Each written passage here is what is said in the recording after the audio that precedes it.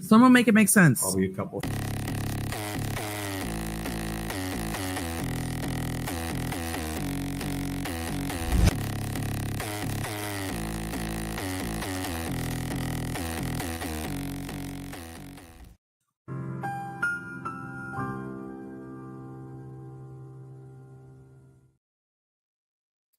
All right, guys, I wish I had sort of planned this, because what I would have done is I would have said last night on the live stream for Brian Cover, I would have told you guys there's going to be a live stream and y'all probably are going to have no idea what this trial is, but literally you're not going to want to miss it.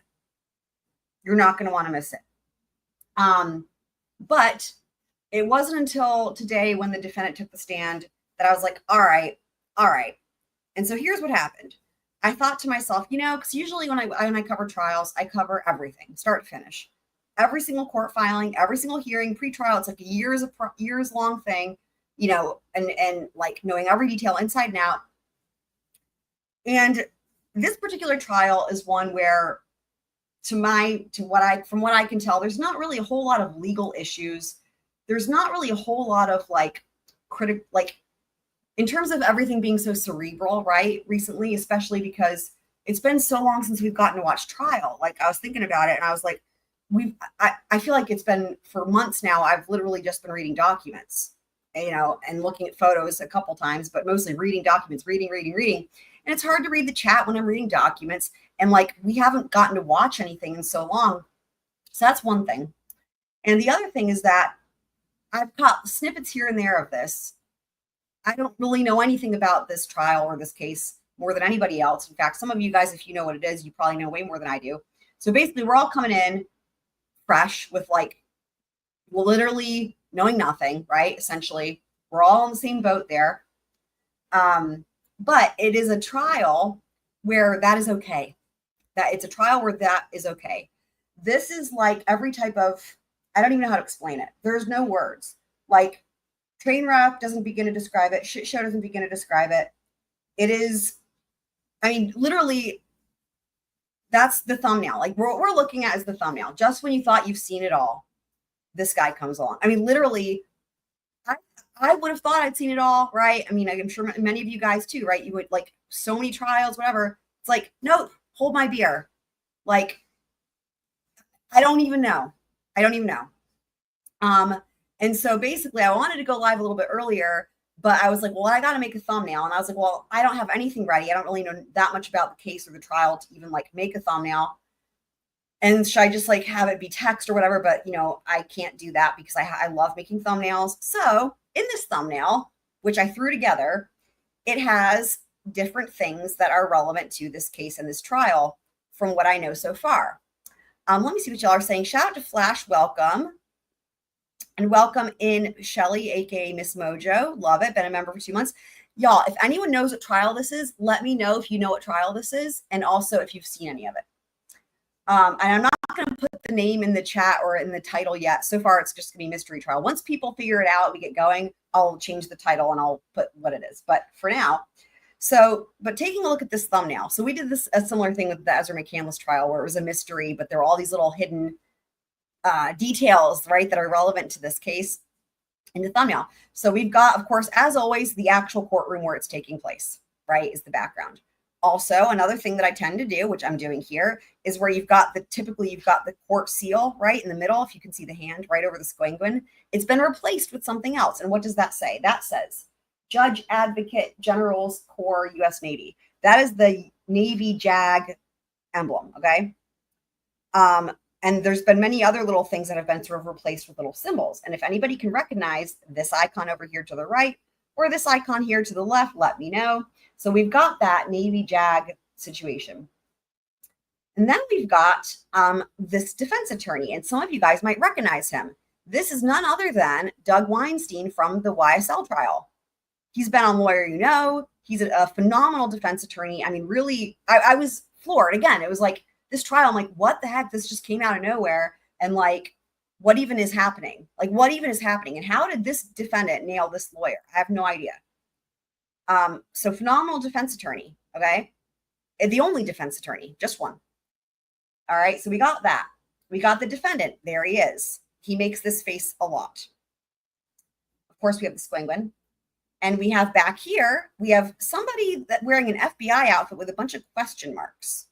I don't want to spoil it by saying anything about this because you guys will learn soon enough. And it is, again, next level, next level,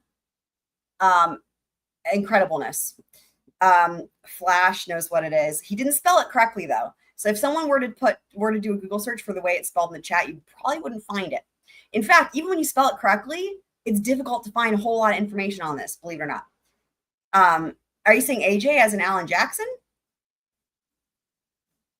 Or so yeah, but I'm glad you guys are here. Like, again, I wish I had this planned. It wasn't until today that I decided to do this. If I'd had this planned ahead of time, then I would have announced this on last night's live stream or even the one before, because people are not going to want to miss this. They're not going to want to miss it. And we're not doing the whole trial. Like, that's the thing. This is a break from the brain work. This is a break from the cerebral, the left brain, this is like a break from that.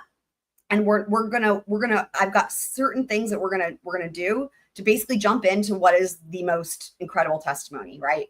We're not gonna prep it, we're not gonna read any documents. It's just we're gonna jump into this trial, and I don't know that we'll be able to get through this in one live stream. It might be 2 live streams, but it's likely gonna be a 2-parter max, right? And then we're done. But I think y'all are gonna be so glad that you're here. But I'm just like, man, like, this is one of those things, right? Where it's like, because for all the squirrel friends out there who are like, what the heck, right? Because the mystery is part of it, but you might not know no, if you don't know what it is, right? The point being, it's a mystery, but because it's like, it's just so good. Anyway, FBI,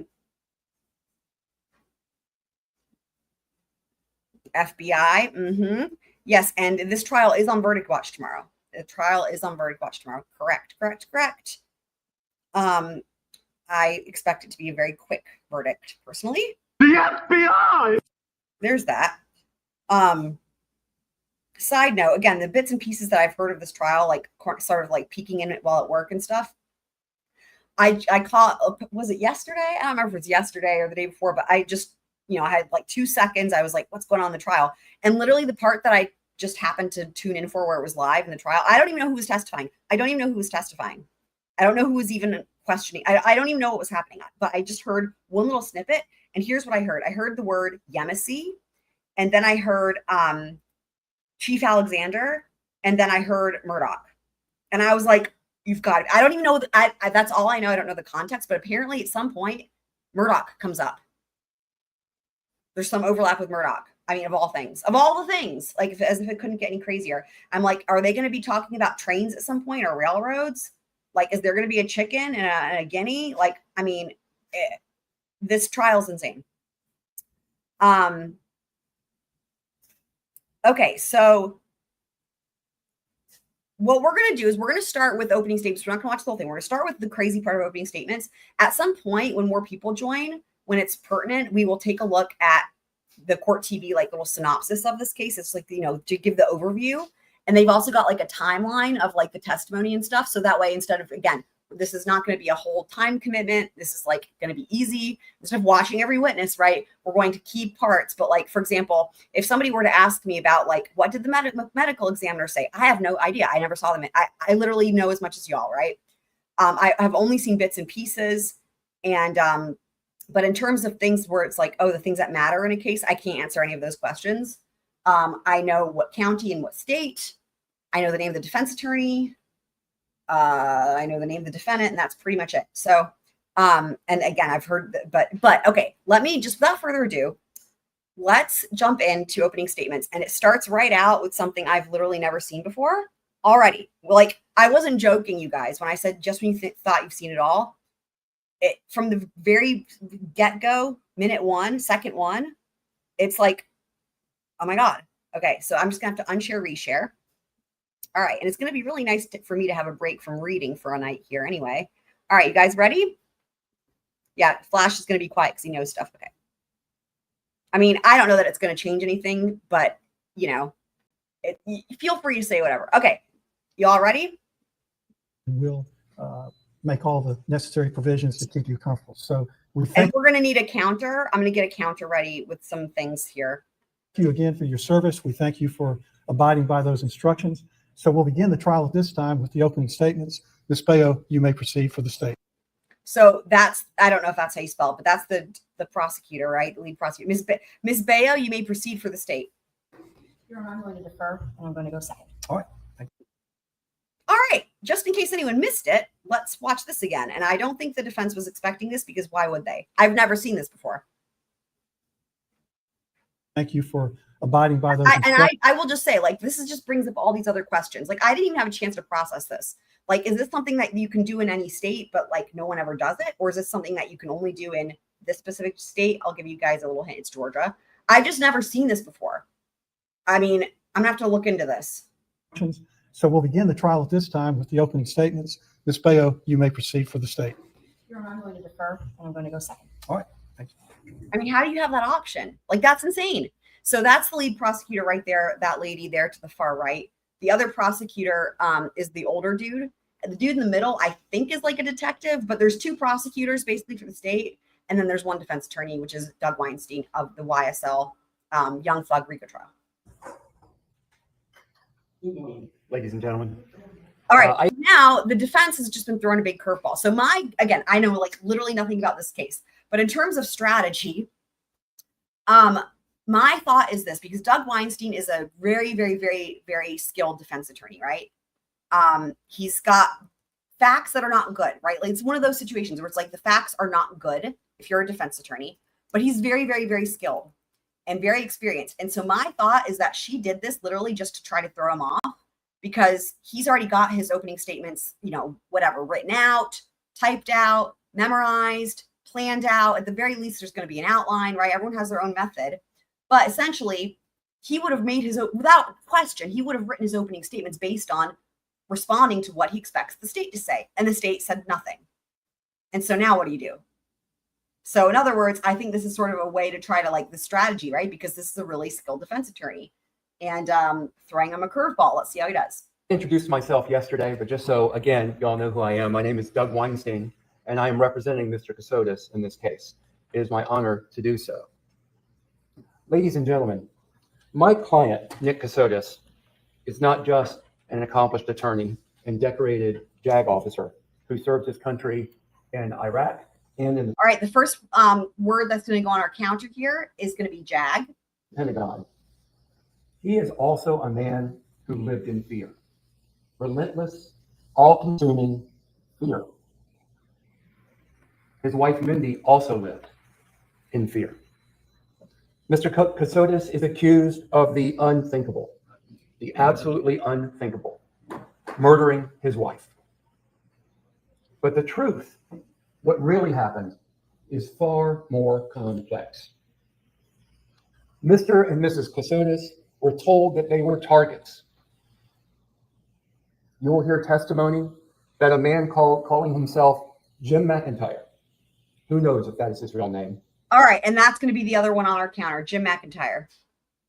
Claiming to be with the FBI, told them that their lives were in danger, that they had to disappear, follow orders without question, and trust no one. Not their family, not their friends, not their loved ones. Every move they made, every lie that they both told, every strange decision, and there were quite a few that you will hear about in testimony, Strange were as driven by everything. that fear. Mr. Kassotis lied to his friends. He lied to his family. He lied to Mindy's loved ones. He lied for years. Not because he wanted to deceive them, but because he believed that their lives depended on it. You're not going to hear testimony. Welcome, Need Some Z's and Kitmits. Okay, guys, so we just jumped on in. Y'all, if you're just now getting here, you haven't really missed anything. We all are on this. I think Flash knows some about this trial. The rest of us were on the same page. I know like literally nothing. What I know is this is Doug Weinstein, again, defense attorney or one of the defense attorneys in the YSL Young Thug RICO trial. Very skilled defense attorney. Again, I don't know how this defendant got this defense attorney. I'll go ahead and say here's where we're at jurisdiction-wise. We are in Liberty County, Georgia. For anyone who missed it, at some point, there's some talk that would overlap with Murdoch. I've only heard bits and pieces of this, but this is one of the most. I don't have the words. That's why I was like, look, we just have to watch this. And so we're hitting the highlights. We're hitting some of the opening statements. The prosecution deferred. The judge said, okay, Mrs. What's-Her-Face for the state, go ahead. And she's like, we're going to defer. Just throw him. And again, I think it was a strategy to throw him off. So we're going to hear just a little bit of this and then a little bit of the prosecution. And then we're going to jump into the bulk of the part that I have heard, which is where shit goes completely off the fucking rails, which is with the victim's mom. Y'all are going to you guys are not going to want to miss it. This is craziness. And it's going to be really nice to have a break from, again, all the documents and the reading and the thinking. This is just a shit show like I've never seen. Not saying a lot. That Mr. Kassotis killed Mindy. You will hear testimony that he tried to protect her. Yep. But he was manipulated, controlled, terrified. And that fear, real and overwhelming, shaped everything that he did for years. Who's Nicholas Kassotis?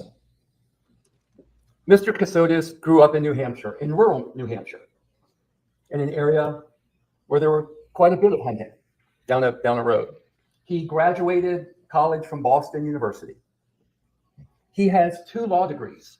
He has a JD degree, which is the basic law degree, like I have, a JD degree from Northeastern University up in Boston, and he has an LLM from Georgetown.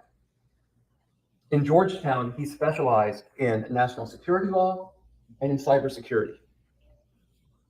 You will hear that Mr. Kassotis is a decorated military veteran, as I've already alluded to. He served in the JAG Corps for a decade. He served in Iraq. He was in the Pentagon. When he separated from service, he left as a lieutenant commander. He achieved numerous commendations within the Navy. He got the Navy and Marine Corps Achievement Medal, the Joint Service Commendation Medal. And during Nick's time in the Navy, in the JAG Corps, he would sit at this very table that the prosecutors are at now, because during his time, at least in Italy, he was a prosecutor. Wow. I mean, I didn't know that. Again, I have not heard I didn't even know that he was a prosecutor. Real quick, since some of you guys are just now getting here, we're going to take one more hop, skip, and a jump and look over at the thumbnail real quick, because this, I think, gives a nice little setting here to see what we're looking at, right? So let me pull my banner down. So again, we will talk about what trial. I mean, I guess I can say the name of it. So this is Georgia versus Nicholas Kassotis. I mean, Kassotis, I don't even know. But again, that's the defense attorney, Doug Weinstein, who represented one of the defendants in the YSL RICO trial. And we've got all these little hidden gems in here, just like we did with the Ezra McCandless, right? We've got the JAG symbol here. I don't think yet anybody has placed these, but if anyone wants to see, do y'all know what these icons are? We got this one here, and we got this one here. Does anybody recognize those? We got FBI with a bunch of question marks. I wonder what's going to happen. So this is the defendant who literally, this case is just, I didn't know what else to say about it besides what you see here, because it leaves me at a loss for words apart from this. And again, you don't have to know anything coming into it. This is not one for, like racking your brain with legal issues or whatever. This is just going to be a shit show. That's an understatement. Again, okay, let me go back to, all right. All right, here we go. You will hear testimony, I expect. I don't know everyone that the state is going to put forward, but you're going to hear testimony, I imagine, from Mr. Kassotis' first wife, Heather. They were divorced in 2015 when Mr. Kassotis learned that Heather was being unfaithful. He marries his second wife, Mindy Kassotis, the woman that was tragically murdered, and that you're here to hear evidence upon, in the fall of 2016. Shortly thereafter, Mr. Kassotis separates from the Navy. He serves for a brief time as a civilian in the Navy, but then he leaves that. And why does he leave that? He leaves because, frankly, a lot of very strange and unusual things begin to happen, and you will hear testimony on that. And he eventually contacts authorities, and a man calling himself Jim McIntyre appears. Now, Jim McIntyre claims to be with the FBI, and Jim McIntyre tells Mr. Kassotis, tells Mindy, that they're in danger. They're in danger, their life is in danger, and they have to go essentially on the run. Oh boy. You'll also hear that following Mr. Kassotis' divorce from his first wife, Heather, she gets a $1.5 million judgment as part of the divorce against Mr. Kassotis. In the course of providing that award, Mr. Kassotis was under the belief that he was the recipient of a sizable sum of money. But you will hear he never gets that money. That money was illusory. That money was allegedly being held by Jim McIntyre or Mr. Kassotis. So he believed. Okay, so Jim McIntyre, right, is holding this money for Mr. Kassotis. That's what remember, the prosecution did not go first. They deferred. So this is the defense opening. He was getting that money. He never got that money. I imagine that the state is going to tell you that Mr. Kassotis and Mrs. Kassotis, Mindy, moving around the country is because of this $1.5 million judgment. But the reality is, it was because of fear. So there's a lot going on with Jim McIntyre. There are a host of lies that are told by my client over the next few years while they are on the run. As I said, you're going to hear about the lies that they told to their friends. You're going to hear about the lies that they told to their family, and specifically that Mr. Kassotis told. But this isn't a case about that. I would like you to focus on the tragic murder of Mindy Kassotis. You're going to see horrific, awful images of Mindy Kassotis' body. Unfortunately, I imagine that they are going to stay with you long after this trial is over. You're going to see her torso. You're going to see her legs. You're going to see her head. It will be difficult for you to see that. I'm sorry that any of us have to see that. You're going to see a Milwaukee knife that was found near the scene of her body. What aren't you going to hear? You're not going to hear evidence that that knife was used on Mindy Kassotis. You're not going to hear evidence from the state's own tool mark expert that that knife was used on Mindy Kassotis. You're going to hear about a tub that was found near her body that was likely used to transport Mindy Kassotis. You're not going to hear evidence of Mr. Kassotis' DNA on that tub. You're not going to hear evidence of Mr. Kassotis' blood on that tub. Just like in the knife, you're not going to hear evidence tying Mr. Kassotis to that specific knife. Now, you will hear evidence that Mr. Kassotis purchased the same brand and style of knife. Okay, so I'm pausing real quick to say, so as you can probably tell, it's a very circumstantial case. The opening statements are short, right? So he's almost done. Okay, so we're going to jump at this point to the prosecution and see, again, we're going to be learning together here, except with the exception of Flash, who has, I guess, been watching some of this, and see what they say. How does she start her opening statements after deferring, which is just, again, wild. December 2nd, 2022. This is the week right after Thanksgiving. All right. See, I hadn't seen any of this, so this is great. Now we're all learning facts of the case. Excellent. Thanksgiving that year was on Thursday, the 23rd of November. That weekend for South Georgians is a big hunting weekend. It's deer season.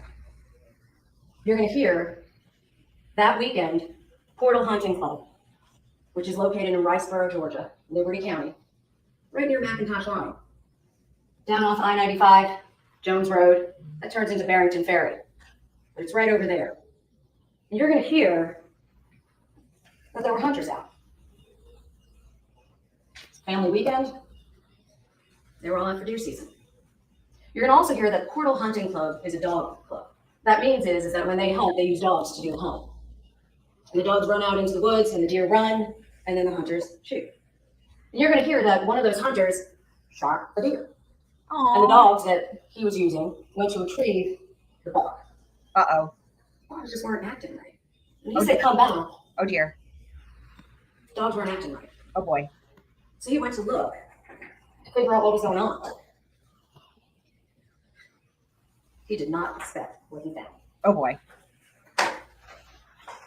He found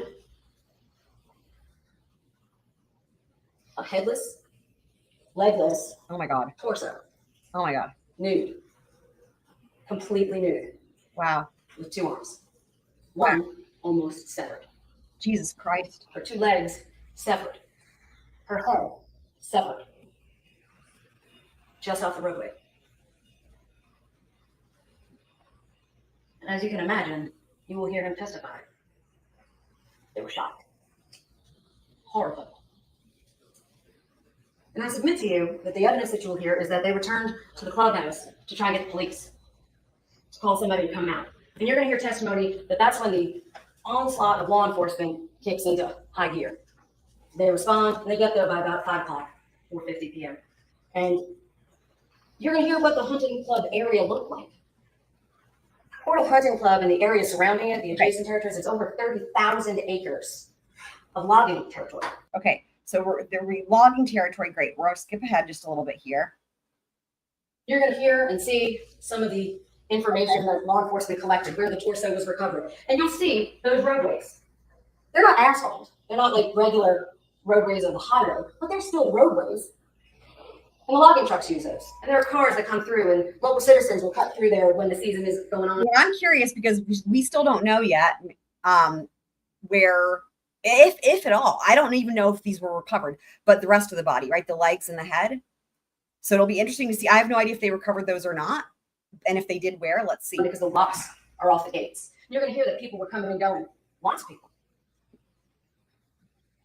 And over the next couple of days, you're going to hear what they found. But that very first day, on December 2nd of 2022, the crime scene investigator shows up and they start documenting the crime scene. And I'm going to submit to you, ladies and gentlemen, counsel's right. I agree about one thing. There are tons of horrible pictures. And I submit to you that we will do our very best to limit what we show you. The state has a burden to prove our case beyond a reasonable doubt. And dismemberment, Oh, unfortunately, thanks, Kit Smits. is what we were dealt. And we have to prove that. So we will present photographs to prove that. But the torso wasn't all that was found on that first day of December 2nd, 2022. Crime scene is going to talk about what they recovered there. And that investigator recovered not just the torso, but the tubs that were used to transport it. Oh boy. And I submit to you, you're going to hear testimony about the blood that was found inside of those tubs, that they tested it on the scene, that they knew it was first blood and then that it was human blood next, because they can test for that. And they're going to tell you also about the knife. Okay. Counsel talked to you a lot about what wasn't shown. But I submit to you, you all assured us, and I'm going to ask you to. So in other words, what I'm gathering so far, so we've got a torso, right? And I guess with the torso, near the torso, we've got these tubs that have blood that matches the victim's blood, Mindy. And then we also have a knife. So this defendant allegedly left the knife or a knife, whatever. I mean, a knife with the tubs with the torso. Use your common sense as much as possible. Yeah. You're going to hear about that knife. There it is. Wow. A Milwaukee, orange-handled, black-sheathed knife. And that knife, ladies and gentlemen, had a cleansing wipe wrapped around it. Call it what you will. Clorox wipes, things you use to clean up. Those wipes were everywhere. There were lots of them that were recovered. Because the killer didn't want to leave behind evidence. I submit to you that killer was a prosecutor. I submit to you that the evidence is going to show that he would have known to clean up. Well, I mean, anyone would know that. And I submit to you that there's more evidence. That knife was purchased. I submit, the evidence will show. So he lost a fuck ton of weight while being in custody because that's him. That's the same dude right there buying, oh, look, the knife, the same knife, like the same brand, same model, whatever, right? It's going to be one of those things. And again, I haven't watched it. I would imagine when they get to like the tool mark expert, which I'm sure they have one, they're going to say the thing of like, well, we can't say it's the exact same knife, potentially, right? They're probably going to say it's one that's almost identical or like just like it, but they can't actually say it's the exact same one because, you know, there's no way to, you'd have to be able to test two knives against each other, but if they're the same thing, then you can't. So anyways, I mean, honestly, I shouldn't speculate. I have no idea what the tool marks expert's going to say. We will find out, right? But basically, there he is with the same make and model knife. And then that's the knife that was found there, right? You know, again, common sense. We'll see how this does for him. James Kassotis. Yeah. If you look at that picture, the state will introduce it. You can see that knife tucked under his arm. That's him on surveillance from Home Depot. And I submit to you that in case you were unsure that that was him, that's the receipt showing, if you look closely, that's his name, Nicholas James Kassotis. So I submit to you, ladies and gentlemen. Also, one thing I will say, again, I don't know very much about this, but one thing I do know, he ends up changing his name later after the murder, and he changes it to something like Nicholas something, and he changes the last name to Stark. Pay Flash, do you know what it, oh, you're turning in. Do you remember the full name, the other name that he gives himself? It's Nicholas, and then there's two other names. He gives himself like two middle names, and then Stark changes his last name. Anyway, it just made me think of it because she said the receipt says Nicholas Kassotis on it. Right? There's no question that the evidence will show that Nicholas James Kassotis purchased that knife. And if you look at that, he bought it at 8:56 a.m. on the morning that you will ultimately hear was the day her body was dumped. The same day, hours after. And you will hear evidence of exactly how we know that. I pulled up my little cliff notes here, which I haven't even read them. I have it ready to go, but I haven't read all of them. I found it on there. Nicholas Killian James Stark. He changes it to. Nicholas Killian James Stark is what he changes it to. You'll see the tubs. They will be here in this courtroom. You will hear about the DNA analyst testing the substances inside of those tubs. Hey, and that was Mindy's blood in those tubs. They didn't know who she was then. They just knew there was an unidentified torso.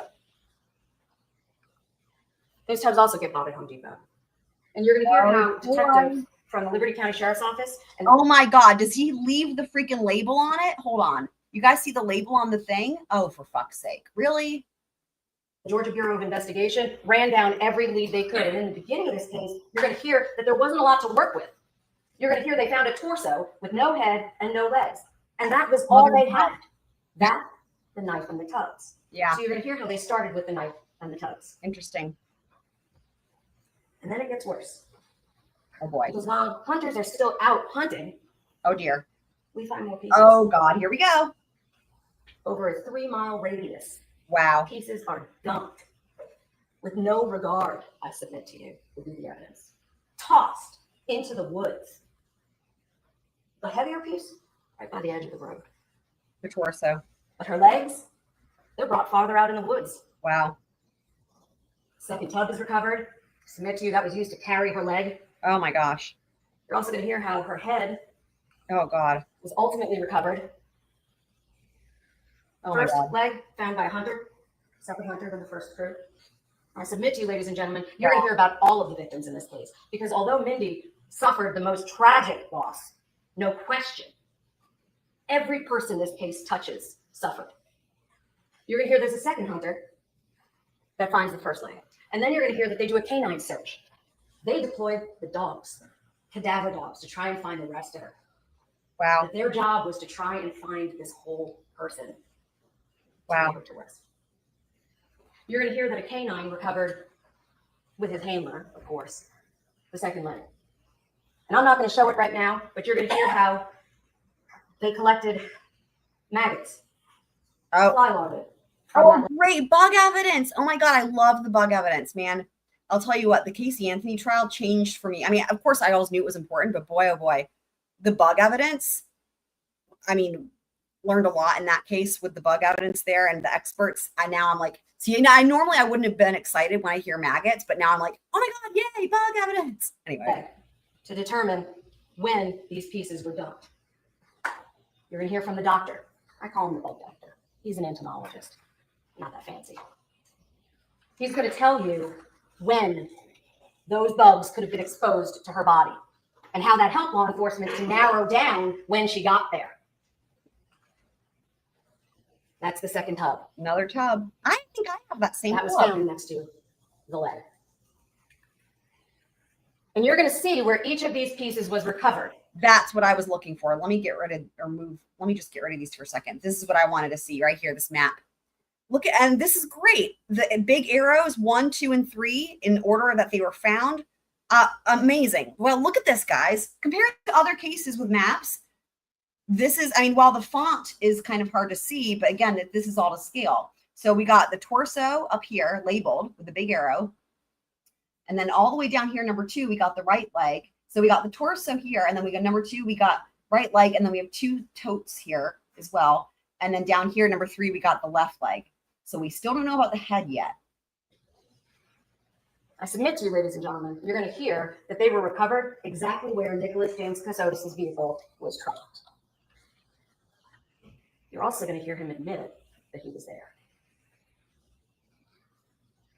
And I submit to you, you're going to hear him admit it once he realizes law enforcement can track his car. The head, unfortunately, wasn't found until 5 days later. Buried. That's the shovel. And I submit to you, you're going to see the pictures that show that a shovel was used because you're going to see that there are roots that are disturbed where a shovel hit roots and a new spot was picked and her head was buried. You're going to hear about how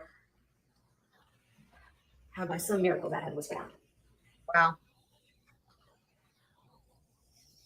By some disturbed dirt by the roadway. Wow. And then you're going to hear and see Mr. Kassotis buying a shovel, November 4th of 20. Yeah, of course, right? Just of course. There he is with the shovel. From Home Depot. The Just by same, his house. the same Home Depot, I wonder? Same. Counsel had you believe it's circumstantial. You're not going to see anything, but I submit to you, your common sense is going to easily dictate what the evidence shows. An autopsy is conducted. 2 days, because we didn't know if the head was going to be recovered. That's what you're going to hear the officers testify to. Detective, or rather, Dr. Lehman, our medical examiner, is going to explain that. He started the autopsy on the torso and the 2 legs.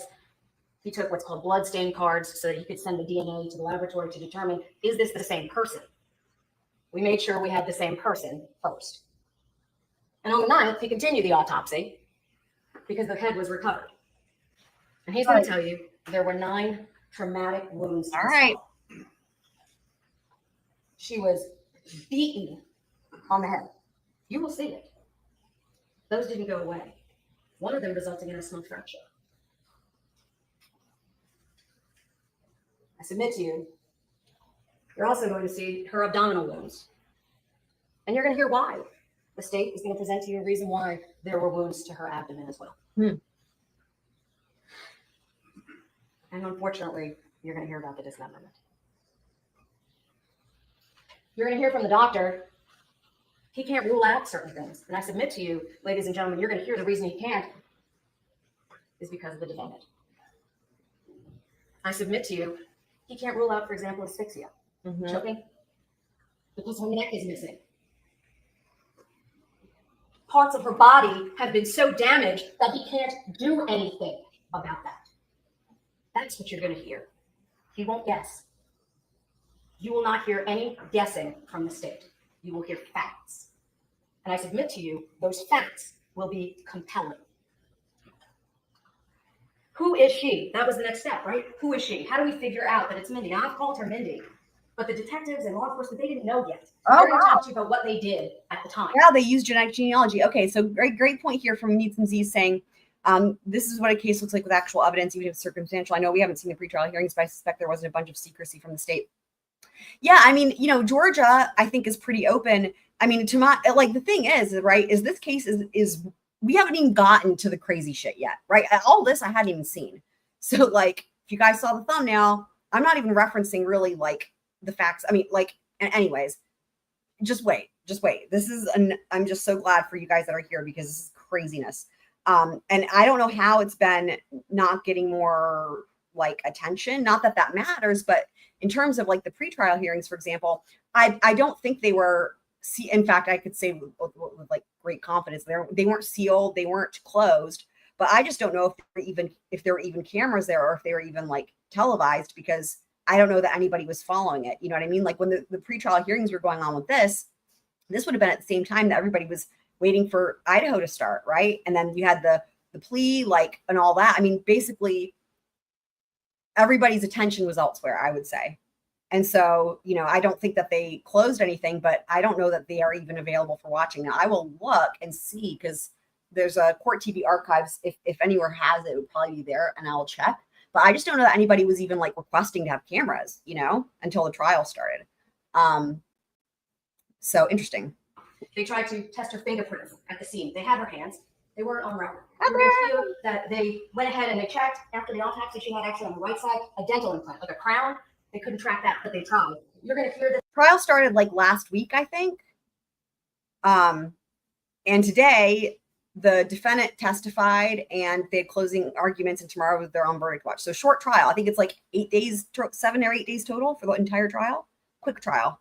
But yeah, I believe it was last week. I think on Monday. Yeah, that would make sense. Yeah, it must have started on Monday of last week. Yep. They did her DNA. They're going to hear that it wasn't in the system. And they went to genetic genealogy. God bless our country. Technology gets better and better. So again, they were able to get I think they're here trying to identify the victim with the IgG. leads to figure out who she might be related to try and figure out who this woman was. And you're going to hear that the lead that they got dealing with the FBI was for who might be her mother, Betsy Mebane. And Betsy Mebane, ladies and gentlemen, you're going to hear they did her buccal swabs. It's like a Q-tip, those cotton swabs that they put inside your mouth, and they collected mom's DNA. And it turned out that was her mother. 99.9999% statistically. That is Mindy. Wow. You're going to hear about the forensic sketches that came out, that they tried to find information, and the hundreds of leads that law enforcement ran down. Wow, that's wild. So I actually had never even seen the victim until now. So there she is on the left. So these are the forensic sketches. Wow, that is amazing. Like, nailed it. Holy shit. The hair color is really the only thing that doesn't match exactly. But wow. You're going to hear about all of the work that everyone put in to try and figure out who is this woman.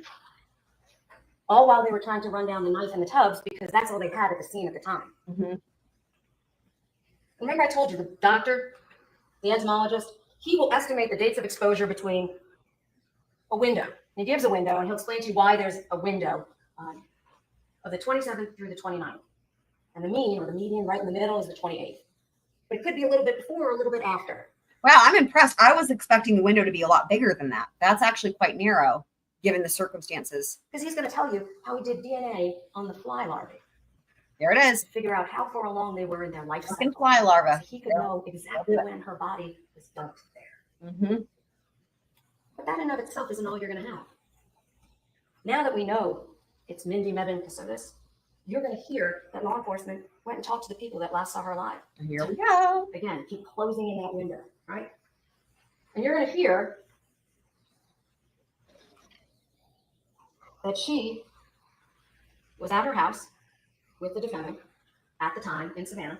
Her parents had gone away for Thanksgiving weekend. Her dad's going to tell you that he saw her a couple of days before they left. They went up to Hilton Head with their youngest son. And that they were not at the house. Hilton Head. The four of them, you're going to hear, lived together. Mindy, Mr. Kassotis, her mother, and her father. And that her mom and dad went away, knowing that Mindy wasn't feeling well, that she was on bed rest from being 8 months pregnant. That's what her parents thought. In fact, you're going to hear that they thought that January was her due date. Now, also, I will say this much. I don't really know the deal with this pregnancy. However, as we go along, you guys will see that there's a lot of things in here that you can, we have to not assume that they're true depending on what the source. So in other words, it sounds though like the victim was telling people she was 8 months pregnant. But here's what I was thinking, right? Because if she was eight months pregnant or even less than that, and was murdered, there would be 2 counts of murder, and there's not. So in other words, the fact that there's only 1 count of murder and not 2 leads me to believe that there was no baby, but we will find out. That she didn't go because she was going to stay home. She didn't feel well. And you're going to also hear them tell you that they were very glad to hear when Mr. Kassotis advised them that Mindy was in the hospital, because they thought, great, she's going to get treatment. They're going to take care of her. We're not worried. So they weren't surprised when they came home and they didn't see Mindy. And you're going to hear one of the most compelling things. Her dad had hip surgery, November 30th of 2022, when he came back from Hilton Head. And when he came back, he went into the hospital, St. Joseph Candler, near the house. It was an overnight stay. And on December 1st, when he came back, Mr. Kassotis helped him into the house with his wife. It's a couple of steps to walk in. He had just had hip surgery. And you're going to hear Mr. Kassotis told her parents, don't worry, I'll take care of Mr. Mevin. Go back to work. Mrs. Mevin, go back to work. I'll watch him. And while they're in the house together, he says to her father, I'm going to get Mindy.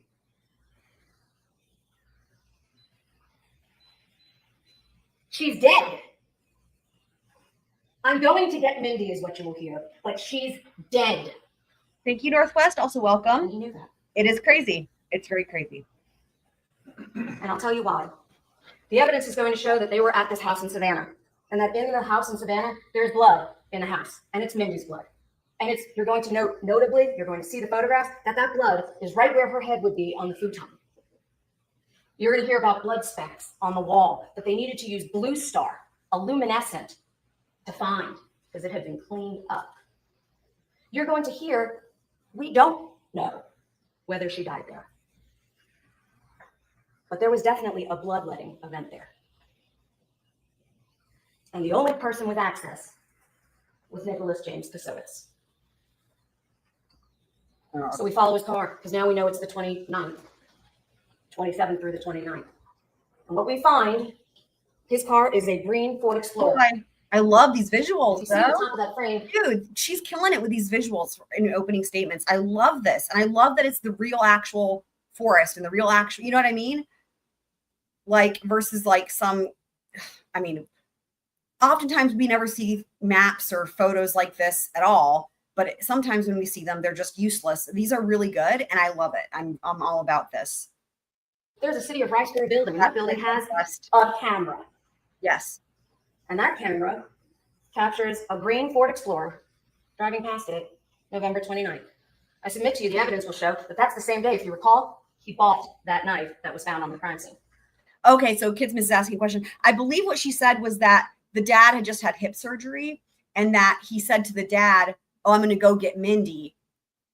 Again, with the state alleging that the defendant said that knowing that Mindy was already dead. Like he couldn't go get Mindy, but he lied to the dad and said, I'm going to go get Mindy, knowing she was dead. That's what I heard it as. Yeah, Georgia. So we're in, what did I say? Liberty County, Georgia. Thanks. 8:56 in the morning. You're going to see his car. I submit to you, drive right past it. And I'm going to submit to you that the evidence that you're going to see that tells you why we know it's his car is that car has Bluetooth. Oh boy. When you buy a new car and your phone can sync so you can talk on your phone, lots of those new cars do that. AT&T keeps those records. There you go, Twiz. Not the Jim McIntyres, but AT&T. Jim McIntyre. Oh, sorry for that pause. Jim McIntyre, add it to our ticker. I'm going to submit to you an independent third party, no interest in this case. And those records are going to show his car pinged from his house to Home Depot and his whole drive right down 95 to Riceboro. I swear to God, if he went to the same Home Depot every time to buy all these supplies, I'm going to lose it. Because he's not stupid, as you guys will see. But like that would be the dumbest thing ever if he went to the same Home Depot for all those purchases. Crossing to where he dumps the body, and he's going to admit on the audio statements to law enforcement post Miranda, an attorney who waived his rights. He told them, I turned off my GPS. And you're going to hear the surprise in his voice when he learns they can track his car too. You're going to hear that the car and the phone follow the same path. Here it is. So just like with Murdoch, right? You know, when we talk about, again, differentiating from other cases, for example, Idaho, right? Proving the car is with the phone. The person's with the phone.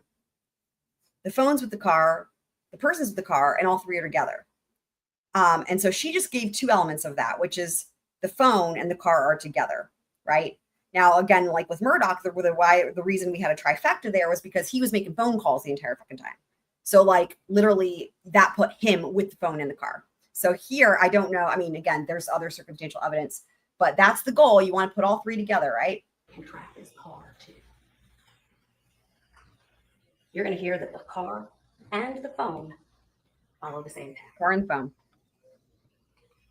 So then the question will be like, was he using the phone? Like, is there any, you know, I mean, it's circumstantial, right? But I'm just in terms of that. I said Murdoch. Yeah, I mean, again, I have only caught bits and pieces of this, but there's that one little snippet that I heard the other day, just randomly. I don't even know what the context was, where Murdoch came up in this trial. And I was like, oh my God, as if this couldn't get any crazier. Like I heard Yemisi and I was like, wait. Yemisi? Am I imagining things? And then I heard Chief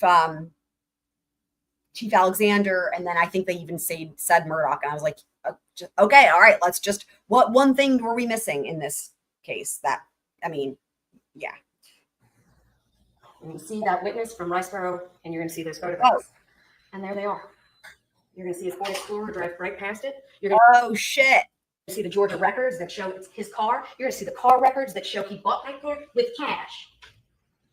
Almost $46,000 of cash. That claims Mr. McIntyre was running all of his money, and he had no money. That's what you're going to hear. And we're going to tell you where he had money from. Oh, boy. You're going to see the car come, and you're going to see the car go. And I told you, we follow the phones. Oh, does anybody know the song? So I don't know if any of y'all, there's a band called the Arcade Fire. I love that band. And one of my favorite songs theirs is called No Cars Go. And anyway, what she just said literally made me think of that song. I'm not going to burst into song, although I could. I just wanted to say for anyone who's just now joining us, the defense here does offer a third-party culprit defense, but it's something that the likes of which we've never seen in a trial ever before. So get ready for that. That's why I said December 1st. When he tells her parents he's going to the hospital to pick her up, Aha. she's already dead. Because he put her there. You're going to hear why everybody believed Mr. Kassotis. Counsel just told you all these wonderful things about his client. Decorated military veteran, prosecutor, judge advocate general with the Navy, Pentagon, Boston, 2 law degrees. It's not just her family that believed him. Everybody believed him.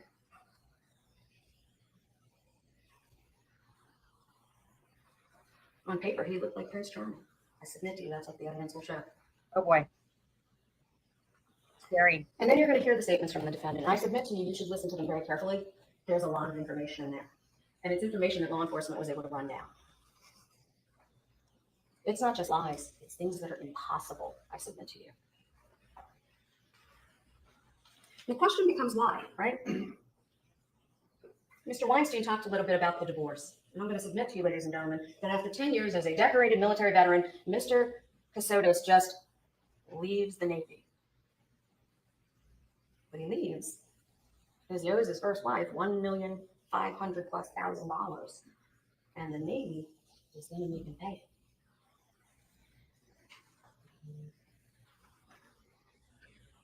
I submit to you that divorce you're going to hear about, and you're going to hear about it from the understanding of why him and Mindy were on the run. I submit to you, Mindy will be afraid. I submit to you, he fooled her too. Yeah, this is Really, evidence is going to show that her close family and friends are going to tell you that she was afraid. You guys, I will just say among the many reasons that set this trial apart, again here, even compared to all the things that we've seen, and we're going to see it here very, very soon when we get to the mom, the gaslighting and the manipulation is just obliterates everything I can't think of anything that compares. Like when she says he fooled everybody, that's just like such an understatement. Like to me, the most the testimony that was just like, I don't even have the words.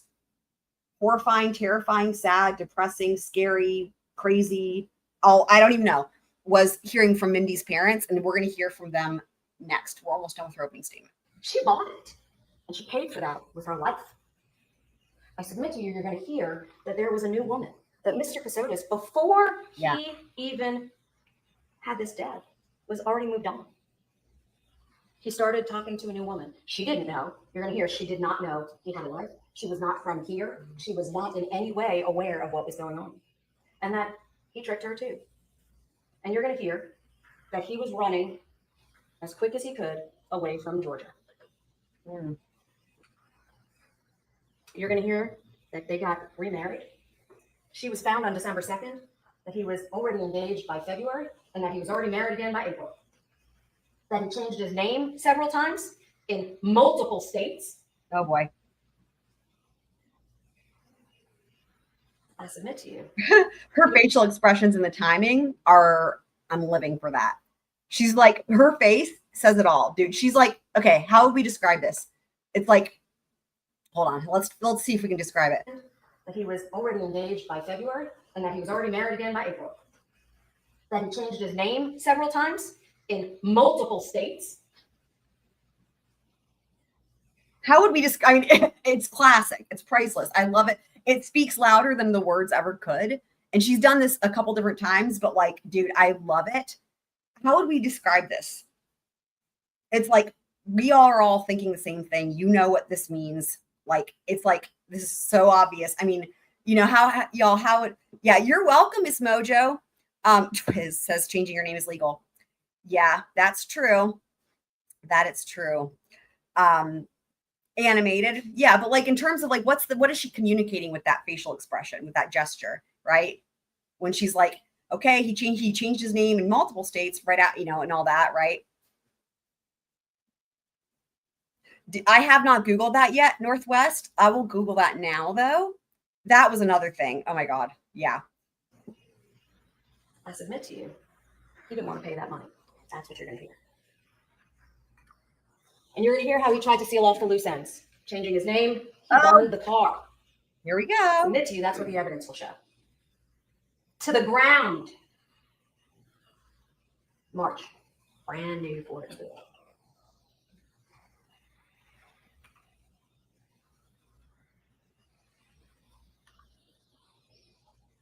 That's what the evidence is going to show.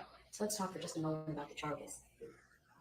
You're going to hear that the state has charged the defendant, and you're going to listen to the court. So anything I say about the law, if there's any discrepancy, you follow Judge Rose. Malice murder, intent to kill. Right. And again, I think it's only one count, which so like, I don't know yet the answer in terms of the baby. I'm sure we're going to find out. But basically, there would be 2 counts if there was a baby. Every blow Oh my is God. intent to kill. Oh my God. Hold on. I just ruined that. Let me back that up. Holy shit. Every blow is an intent to kill. Wow. When you're striking somebody in the head. Do we know if that killed her? No, we don't. But we know that all of those contributed to her death, and you're going to hear that from the pathologist, medical doctor. You're going to also hear felony murder, which is aggravated assault, where you intend to cause harm, serious bodily injury, and to kill. Felony murder is if I intended to assault, then they die, it's felony murder. And you're going to hear something about venue, where she was killed. Counsel pointed out quite a bit about what the state doesn't know. We don't.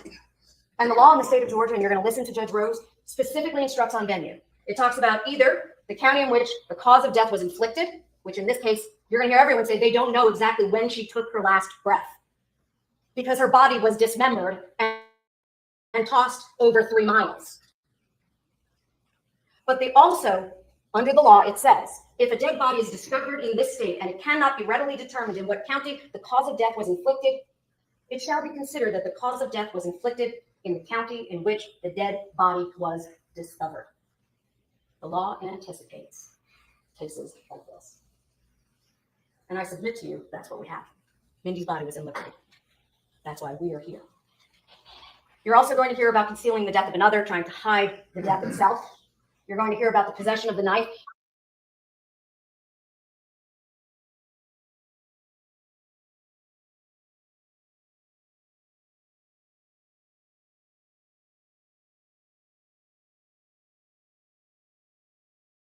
Sorry, guys. StreamYard did the spinning wheel. The deer processing kit. But apparently, I think from what I understand, he only used one of the knives from that kit or something. You're going to hear about the possession of the knife, and you're going to hear about more than one knife, the deer processing kit and the knife itself, that Milwaukee knife. And I submit to you, you have to get through the flesh to get to the bones. For sure. And you're going to hear the tool mark expert explain, you can't do tool marks on the flesh. Yeah. You're going to hear about possession of tools for the commission of the crime. Those would be the Ford Explorer itself for transporting the body, the insulation knife to get access to the bones, the deer processing kit to potentially cut through the bones, and the tubs that were used to transport her, the shovel that was used to bury her head and partially one of her legs, and the removal of body parts, because they got moved all over. You're going to see them all over that map. And then the tampering, those cleansing wipes, trying to get rid of biological evidence. Okay, we're at the end of her opening statement. So here's what we're going to do next, guys. We're going to go into the testimony that this next bit of testimony, I think I saw almost all of it. This is going to be the victim's mom. And this is where I'm going to hold my thought and we're going to watch. From the testimony that you're about to give will be the truth, the whole truth, and nothing but the truth. So help you God. Thank you. Thank you, and please have a seat. If you can sit really close enough to that microphone, that will. Make a seat. The victim's mom. Good afternoon. The judge told you, if you can just stay close to the microphone, it'll keep your voice nice and loud, okay? Can you please tell us your full name and spell it for the court reporter? Betsy Longwell Madden. Last name is Mary. Each together for 1 A-M-E. Do you work for a living? I do. What do you do? I'm a legal assistant at Turner Paget Law Firm in Augusta, Georgia. Okay. How long have you been doing that for a living? This is wild, guys. A million years? No, probably like, then everyone will know how old I am, like 50 years. Okay. Quite some time. Yes. Okay. Has that always been what you did? Except for a very short insurance stint. Okay. Did you work for different companies though? Yes, Okay. absolutely. And are you married? I am. What's your husband's name? Frank Bevan III. Frank the Third. And how long have you two been married? 47 years. Okay. And in that time, did you and he have any children? We did. We have 3 children. And who are they? Mindy and Frank IV and Matthew. Okay. Can you tell us in order who's the oldest to youngest? Yes, Mindy's the oldest, and Frank IV is the middle child, and Matthew's our surprise. Okay. How old is Matthew? He's 21. And Wow. Frank the fourth? 40. And how old was Mindy when she passed? She was 40. Okay. So that's about 3 years ago now, is that correct? Yes, ma'am. Is Frank the fourth married? He is. What's his wife's name? Megan Beckmeyer Meadow. Okay. And what about Mindy? Was she married? She was. Who was she married to? Nicholas Kassotis. And did he have any other name that he went by when you knew him? He started using the last name Stark. So he went by Nicholas Stark at some point as well? Yes, Do you see him in the courtroom here today? I do. Can you point out where he's at? Over there. If the record can reflect, Your Honor, she has pointed at the defendant. When did you first meet Mr. Kassotis? Wow. Let's see. They got married in 2016. It was probably maybe the end of 2014, maybe. Okay. And do you know how they met? Yes, I believe they met on an online dating service. I just remember Romeo something. I don't remember the full name. Okay. And as a result, did they ultimately get married?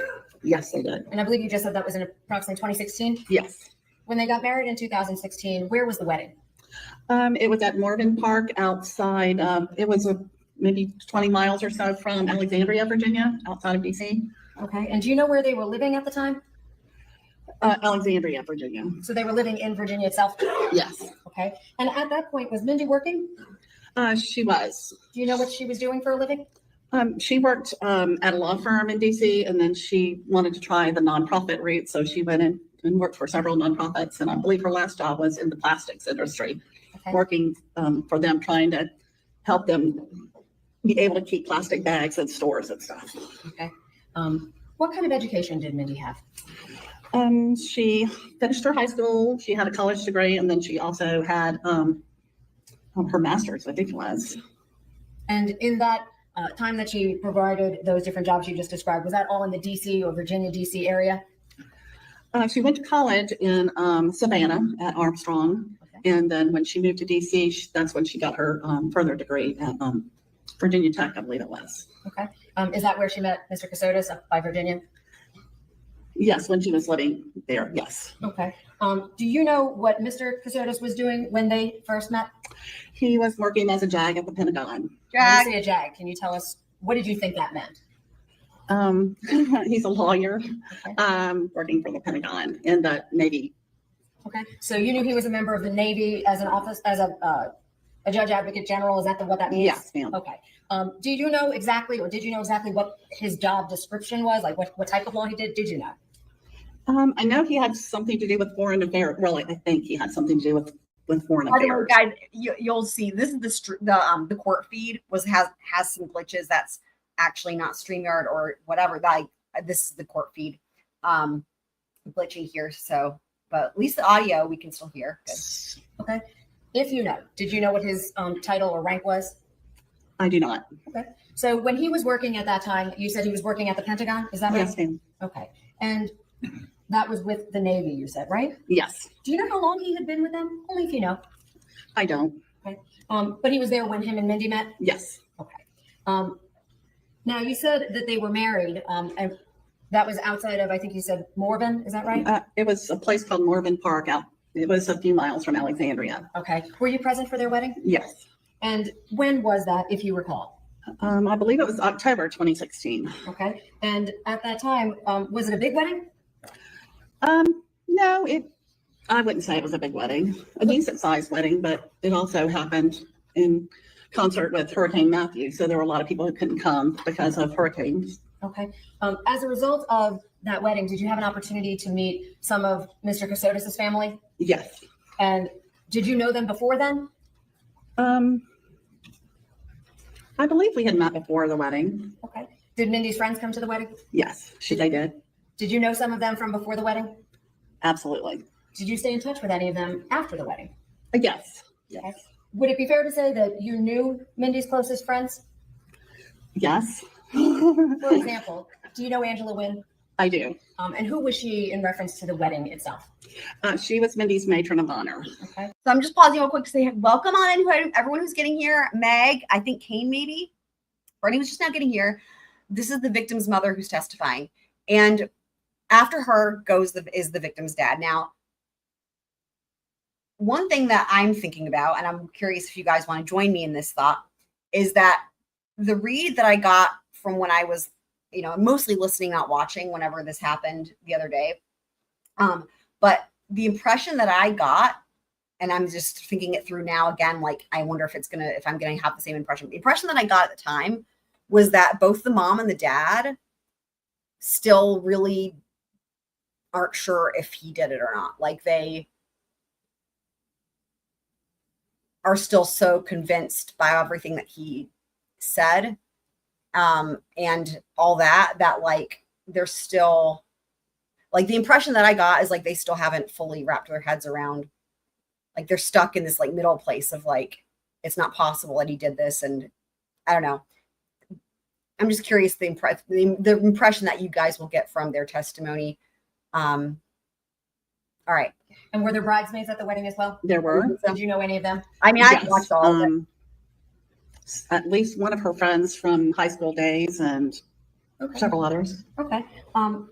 And did you communicate with them, meaning her friends, For ever why? as a result of your interaction with Mindy? What I mean by that is because they were Mindy's friends. Did you ever have communications with them too? Yes, Okay. Do you stay in touch with some of those women now? I do. You indicated that there were people from Mr. Kassotis' family present. Do you recall who was there Are you talking about at the wedding? at the wedding? His mother and father and his brother. Okay. Do you see any of them here today? Yes. Can you please just point out where they are? Over behind the defense table. And who of them is present? Nick's parents are here. I haven't seen his brother in a while, so I think that's his brother over there also. Okay. And with respect to that, do you know if Mr. Kassotis had been married before he married Mindy? Yes, I believe he was. Okay. Do you know how many times he had been married before he met Mindy? Only one that I know about. Okay. Did you know her name? No, because I hate to say that, my daughter would just say she who will not be named. Okay. She never really, I didn't know her name. Okay. But you just knew that he had Yes. previously been married. Yes. Okay. Did Mr. Kassotis and your daughter have children? Did they have children? No. During the course of the time that they were married, do you know if they tried to have children? I believe so, yes. Okay, why do you say that? Well, we were told that Mindy was pregnant, so Okay. Do you know if she had had any miscarriages during the course of their marriage? I think she had one several years before she died. But Okay, and so it was your understanding that while she was, Like stuff like that's interesting. She thinks she had one. Like, do they not talk very much? Like, it's just an interesting answer. It's like if you're a mom and your daughter is pregnant and has a miscarriage. I mean, unless it's a situation where it's like, I don't know, in a situation where you've got, for example, like a young girl, right? And they're living in a culture where that would be like, you'd be shunned, right? Like if you're 15 or something, right? Like in the South, that could be a thing where it's like, yeah, you can't be getting pregnant and then maybe you have a miscarriage and maybe you don't tell your family. But like, that's not the situation here. We have a grown woman who's married. Like, I don't know. It's just interesting that she's like, I think she had a miscarriage. So I don't know. several years. I wonder if that languaging is actually because she doesn't know if it was told to her by Nicholas or if it was told to her by Mindy. And then therefore, if it was told to her by Nicholas, then it probably wasn't even true. I wonder. Before she died, but okay. And so it was your understanding that while she was last alive, she was pregnant. yes. Did they give you an idea? And I say Yeah, they, I that's mean, what I'm thinking. did your daughter specifically tell you when she That's what I'm thinking, because you're going to see like, and that's part of what I was saying about like them not sure if they like really fully grasp and like accept that he did this.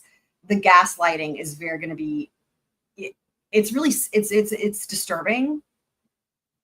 Because like both her and the dad, like my sort of impression is like, they really are not, their reality is just been completely fucked up. That's like separate and apart from the grief, which is probably why we don't really see them grieving like on the stand. Like, I mean, obviously we're already seeing her, right? But like neither of them get like emotional. Like it's, you know, when you think about the destruction that the defendant allegedly has caused, to me, some of the greatest destruction is Mindy's parents, because I just don't know how it's hard enough losing a child by any way, you know, in any circumstance, but like, I just don't know how they, I don't know. I think it seems like their brains have been kind of, you know, altered, you know, and gaslighting will do that. do? Scary. She didn't specifically tell me. Mr. Kassotis told us When did he tell you she was due? January 8th.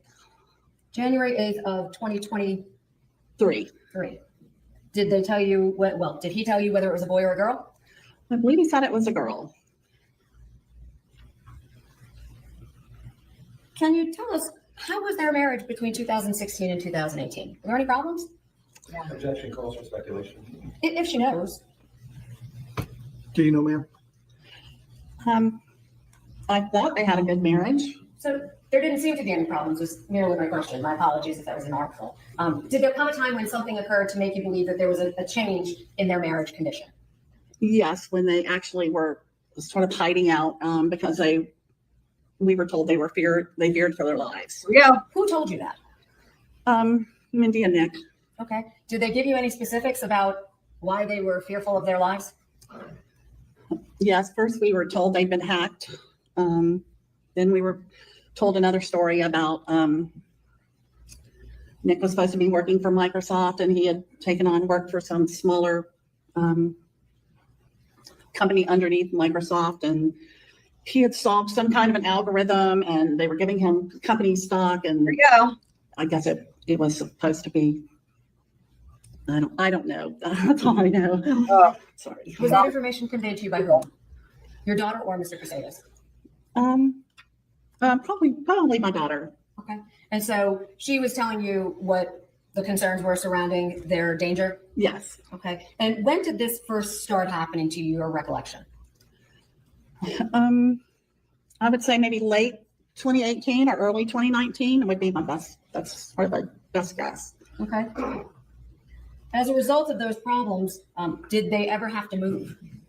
Yes, they started moving from place to place, and we didn't always know where they were. So Wow. When did they start moving, if you recall? Around that same late 2018, early 2019 time. So we're already hearing a couple things here in terms of the mechanisms of control, right? So having this whole, like, from what we are at so far, right? For those of you guys, including me, really, who are not fully apprised of the case, right? We're learning a lot of things as we go along. You know, so far we know that there's some sort of thing going on that seems like is probably being told by the defendant, right? That's causing his wife, the victim, right? To be so fearful, and then portraying to the family that they're both so fearful that they need to perpetually be moving. So you have two things happening there. You have one, really instilling a sense of fear, right? And it's like control because you've instilled all this fear, right? Which we're going to hear a lot more about. And then two, all that moving. So of course, as we know, that is a whole thing, right? You're disconnected from people who, you know, as you guys will hear, it's moving like it's insane. The number of times. I think that they even say at some point that they don't even know how many times because it's too many to count. It's pretty crazy. So like constant moving, and then also fear, like somebody's coming to get you all the time, whatever. And like, I think it's going to develop into a thing of like, you know, can't leave the house. And you guys can see where that's going, right? It's awful. Do you know if they left Virginia? Yes, they did. Do you know? I mean, I don't know how long they were in Virginia, but they did leave Virginia. And you indicated that they had been living in Virginia at some point when they were Yes. first married. Did you ever visit that home? I did. Do you know what happened to that home? I don't. Okay. And when they were in Virginia, you said they started moving. Do you know if they ultimately left Virginia? Yes, they did. Do you know where they went? I believe North Carolina, and I know at some points they were in South Carolina. I'm not sure of anywhere else. Okay. North Carolina. And how did you get information of where they were? We communicated by Signal, the Signal app. Can you tell us what Signal app is to the best that you understood? There it is, Signal. An app where you could communicate, but in short time afterwards, it would be erased and there would be no record of it. Who asked you to start using Signal app? Mindy and Nick. Had you ever used that before? No, Were you familiar with it before they asked you to use it? only from reading about it in a book. Okay. And was that the means by which you started communicating with them? Yes, And was sometimes email, but mainly Signal. Okay. And when you started using Signal app, was Mr. Kassotis still in the Navy at that time? No. Do you know how or what happened in terms of his departure from the Navy? We were told that he wanted to go into some other field, and I believe he worked for maybe the Department of Veterans Affairs shortly and for a while. And So it was understanding that was why he. I mean, this is just sad, right? Couple things. So for anyone who was looking at the thumbnail, one of the little hidden things in the thumbnail is I've got the icon for Signal. Also, anybody who was watching for the coverage we did of Zachary Hughes, so that was South Carolina v. Hughes, that was also known as like the Rose Petal murder trial. Does anybody remember, curious if anyone remembers, the type of email that was used by him and John Mello? Because there was a specific type of email, and I'd never heard of it before that trial. Does anybody remember? I'm curious. I'm gonna wait for someone to see if someone will say it in the chat before I mention it. yes, Okay. And that was the job you thought that he took after he left the Navy? yes. Okay. Do you know what he did for the Department of Veteran Affairs? Northwest, ding, ding, ding, ding, ding, Proton, correct. I couldn't believe it. I was like, I've only ever heard of it twice. Once was in that trial, and the other time was in this trial. And by that, I mean twice ever. I've never heard of anybody ever using it except for in two trials. But another little icon in the thumbnail is I've got the icon for Proton. So the icon for Proton is on the far left. The icon for Signal is on the far right, and then the JAG symbol is in the middle, and it's replacing the court seal that I'm sure we'll see here, right? Whenever they go to break and whatever, like the court seal that they have behind the judge, I replaced that with like the JAG symbol. So, you know, all the little hidden things in there. So yes, Mr. K, that's correct. Mr. K is correct. No, Did he ever tell you? I don't. I mean, I know he's a lawyer, but I don't really know. Wait, So, Wait, hold on. Heather, you've emailed someone with a Proton email? Okay, let me back this up because just here, like a basic question, right? It's like, what was his job, or like what, I mean, basic stuff and the answers, guys. Welcome on in, whatever clever. Do you know what he did for the Department of Veteran Affairs? No, Did he ever tell you? I don't, I mean, I know he's a lawyer, but I don't really know. So, Crazy. Did there come a time when Mindy and Mr. Kassotis wound up moving somewhere where you were present as well? yes. Tell the jury how that came to be the situation. Well, I know they came down one Christmas and spent Christmas in Hilton Head when we were living there. And When you say we, who do you mean? my husband and myself, my son, and my daughter-in-law, Frank the Fourth and Megan. Okay, and so do you mean Frank the Fourth then and Megan? And my husband, yes. Okay, Mhm. and where was Matthew? Oh, poor Matthew. I just totally forgot him. Matthew, Yes, right. Matthew also. I'm sorry. Okay, well, at some point did Matthew go to school? Yes, he went to college after he graduated high school. So Okay, was that an away school or was he home? yes, no, he went to school in Douglas, Georgia, 2 years, and then to Milledgeville 2 years. Okay, so he had moved out of the house, Matthew, at that point? When he went to college? Yes, Okay. And when you were living with Frank the Fourth and Megan, where in the country were you living at that time? Hilton Head, South Carolina. Okay. And were Mr. Kassotis and your daughter with you at that point? No, they did come. I believe it was February 2021. Okay. They called Frank the Fourth and asked him to come pick them up in Beaufort, and so Beaufort. he did, and he brought them back to the house to live. Okay. We're So all over that. were you at the house with Frank the Fourth and Megan for a period of time before they moved in? Yes. Okay. And when they Yeah. moved in, did Great question from some Z's. I was wondering the same thing. Is there proof he actually was a JAG lawyer? Yeah, one of my questions that I kept thinking to myself was like, do we have proof that he passed the bar exam? Do we have proof that he has an actual, like, law degree, or that he was a JAG lawyer? And Northwest is confirming it. And again, I haven't seen everything, so I don't know how. I feel like with this particular defendant, I would need it. I was gonna say I would need proof. I would need not just proof, but like there would have to be a lot of proof for me to believe. I don't know. It's just hard to believe that any of it, that anything he says is true. But apparently there's agreement, I guess, between both parties that like, in other words, I don't know, that they present proof. I don't know. I don't know that in this trial they present proof that he really was a lawyer, that he really passed the bar, any of that. But I do think I heard at one point basically acknowledgement from the state that was legit. Like they agree. They basically said, they acknowledged that it was true essentially. But I don't know that they provide proof. Northwest, let me know. Do we ever see anything? Like, as I'm like not going to believe it until I fucking see it with him. Yeah, I mean, I'm just like, I don't know that he was ever, to me, where I'm at though, is like, again, I haven't watched all of it, but with the defendant, it's like, I don't believe that he was ever Pentagon employed. Like, we need proof that he was Pentagon employed. I mean, he invents everything. So it's like, it does. Yes, it's all very sus. To me, the impression that I get is like from the moment he's like gone from the military, and at this juncture, we don't know what happened when he left the Navy, the Navy. It's like for me, like my interpretation, without having watched all this so far, we're gonna watch it together, is like from that moment on, everything else is fucking made up, right? That's my sort of interpretation. And like I would be more surprised if anything he says or anything he said was true versus the other way around. It seems like he just started making everything up at that point. But again, I could be wrong. We'll find out. 2 coworkers in a Washington Post article say it's true.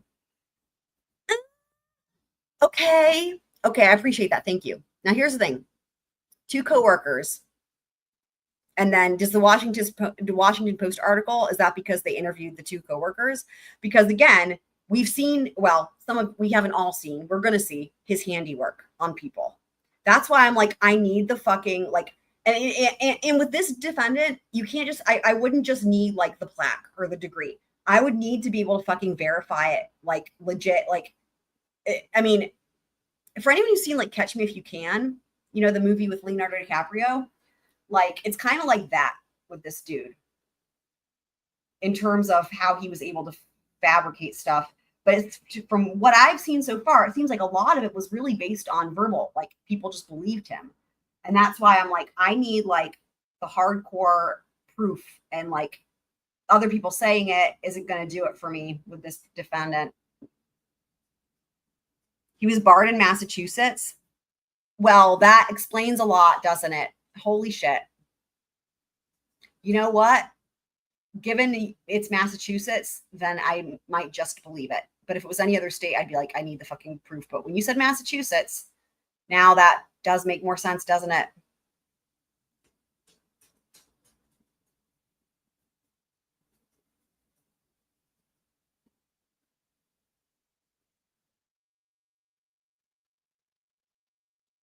Okay. They bring anyone with them.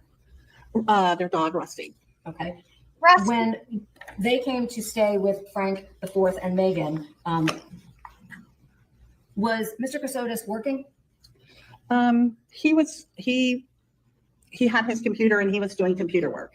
Okay. And describe for the jury what you saw him doing on a day-to-day basis. He would get up in the morning and work all through the day on his computer and into the early morning hours. Okay. Did you ever have an opportunity to look at what was on his computer monitor? No, I did not. Why not?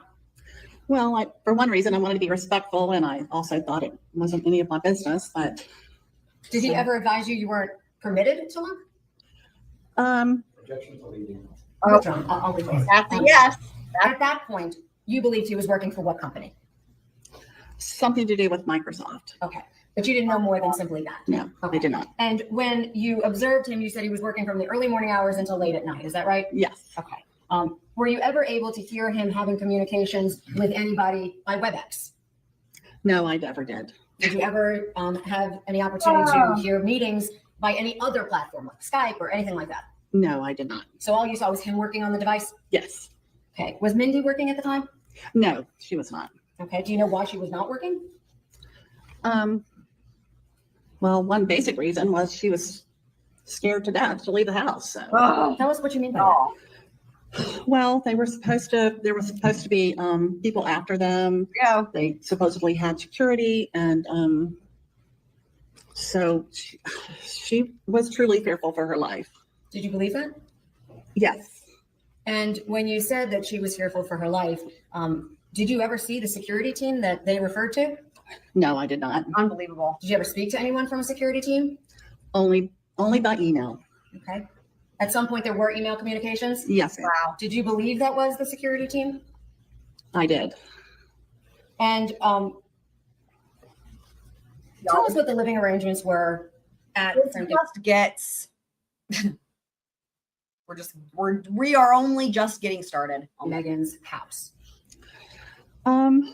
They had a 2-story house. The bedrooms were upstairs, and Frank and Megan had the master bedroom. And then when Mindy and Nick came to live there, I moved into the little kind of middle bedroom so they could have the bigger bedroom and lots of windows and stuff. Okay. So all of you each had, meaning each couple had your own bedroom? Yes, ma'am. Okay. Did there come a time when there were any problems with the living arrangements with Frank and Megan? I'm trying to think exactly when it was. Maybe like March or April of 2022, with the real estate market, they wanted to sell their house because there was such a good real estate market, and so that's when problems started to occur. Okay. What were those problems?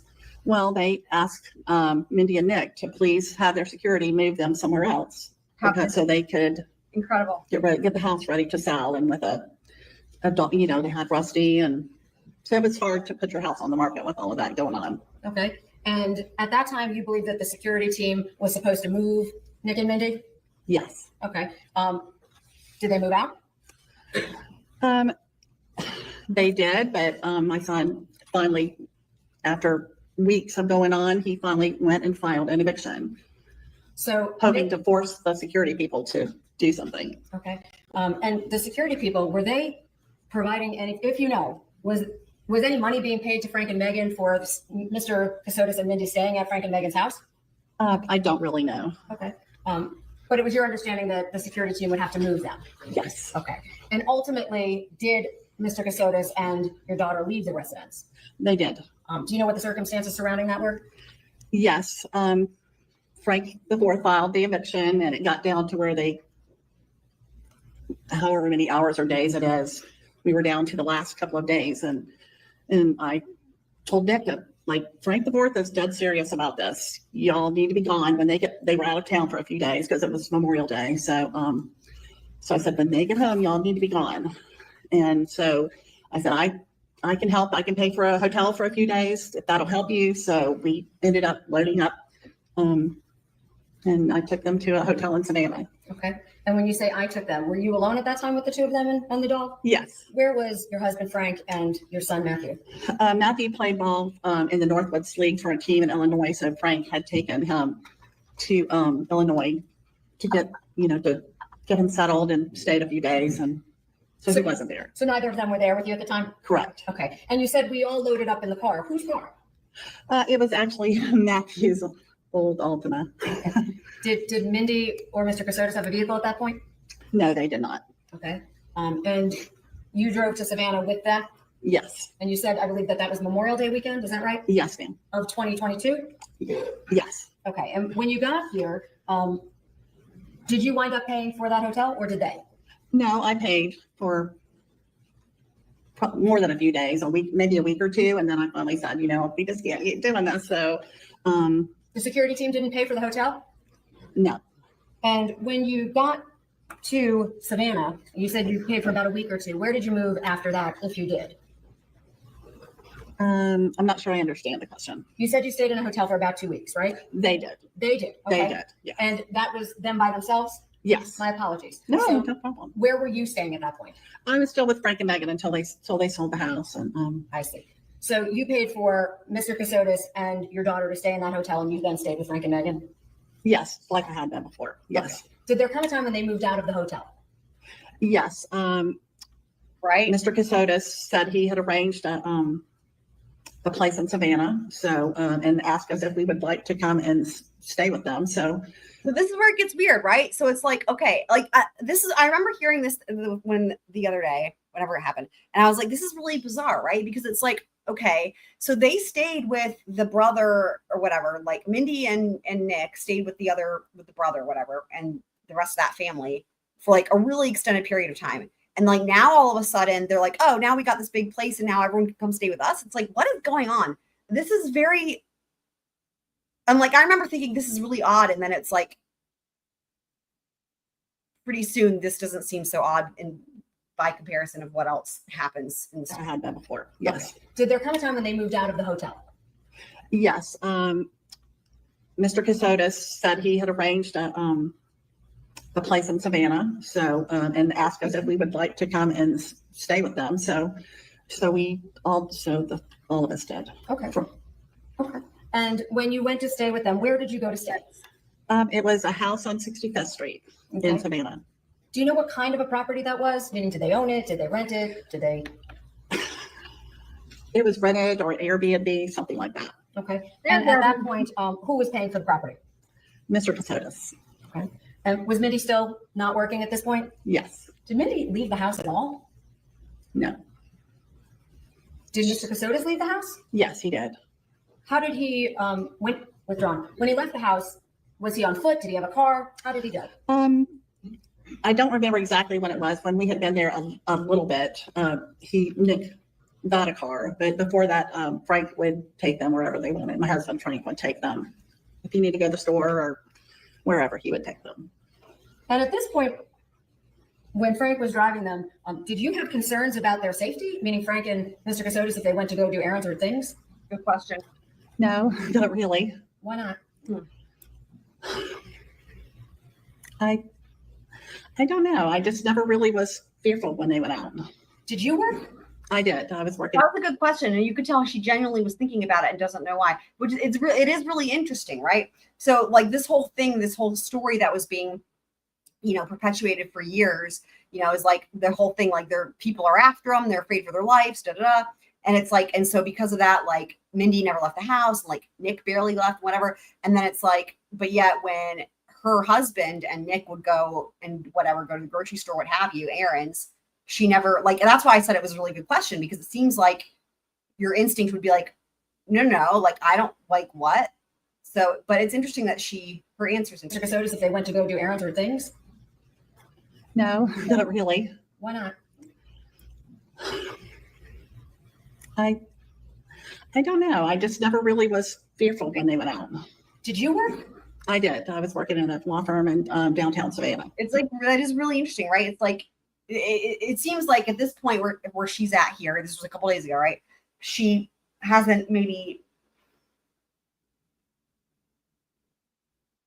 like, what it seems like to me is that subconsciously she must have on some level understood that the fear was only present when it pertained just to Mindy and Nick as a couple, potentially.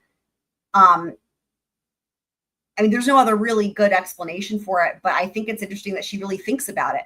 Like the time she takes to pause before answering that question, it's like she's never even actually thought of it herself. Like she's never considered that until now. Like it's the first time she's considered this.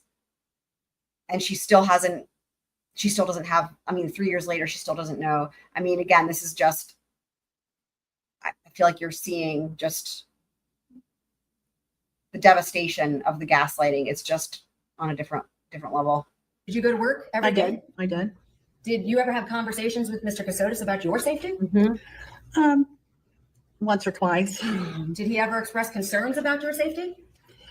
Only after one time when we were told that Nick's father and uncle had come to the house, and so that after that, they told me what kind of car it was. So I remember if I was out walking by myself in downtown, I would look for that car or van or whatever it was. That's so horrific. So she's always looking over her shoulder for whatever car it was they said was involved, which it's probably all bullshit. For anyone just now getting here, maybe now is a good time to pull up the little synopsis here. Where is it? Okay.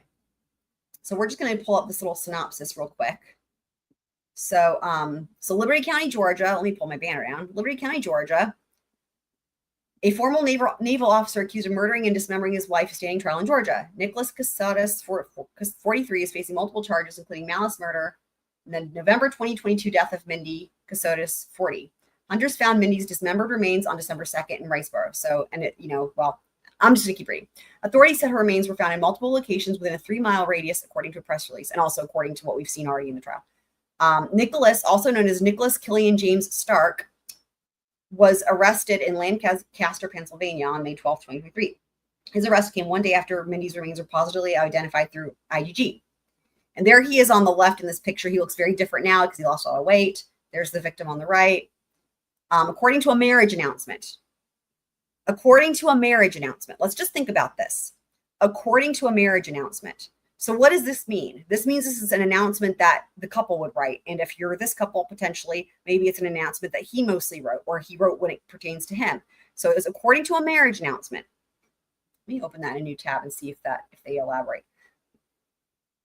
It's just, oh my God. Oh my God. We have the marriage announcement. Here it is, guys. Holy shit. Okay, so now we can see. So in other words, again, things what can be substantiated, right? What can be substantiated? Like we were saying before, if people are saying, oh yeah, it's true, but it's because it's like they learned of it from this marriage announcement, to me, that's not going to fly here. Let's see what this says. Mindy Ruth Mebane and Nicholas James Kassotis married August 9th at Morven Park in Leesburg, Virginia. Couple's parents are Mr. and Mrs. Frank Mebane III of North Augusta, South Carolina, and Mr. and Mrs. Wayne Kassotis of Fitzwilliam. The bride was given in marriage. Okay, we don't need to read all that. Oh, look, Durham, NC. The bride has a Bachelor of Arts from Armstrong State University and a Master's of Arts in Public and International Affairs from Virginia Tech. She's a writer and business owner. The groom has a Bachelor of Arts from Boston University, a Juris Doctor degree from Northeastern University School of Law, and is pursuing a Master's of Laws in National Security Law from Georgetown University Law Center. He's a judge advocate in the Judge Advocate General, so the JAG. Again,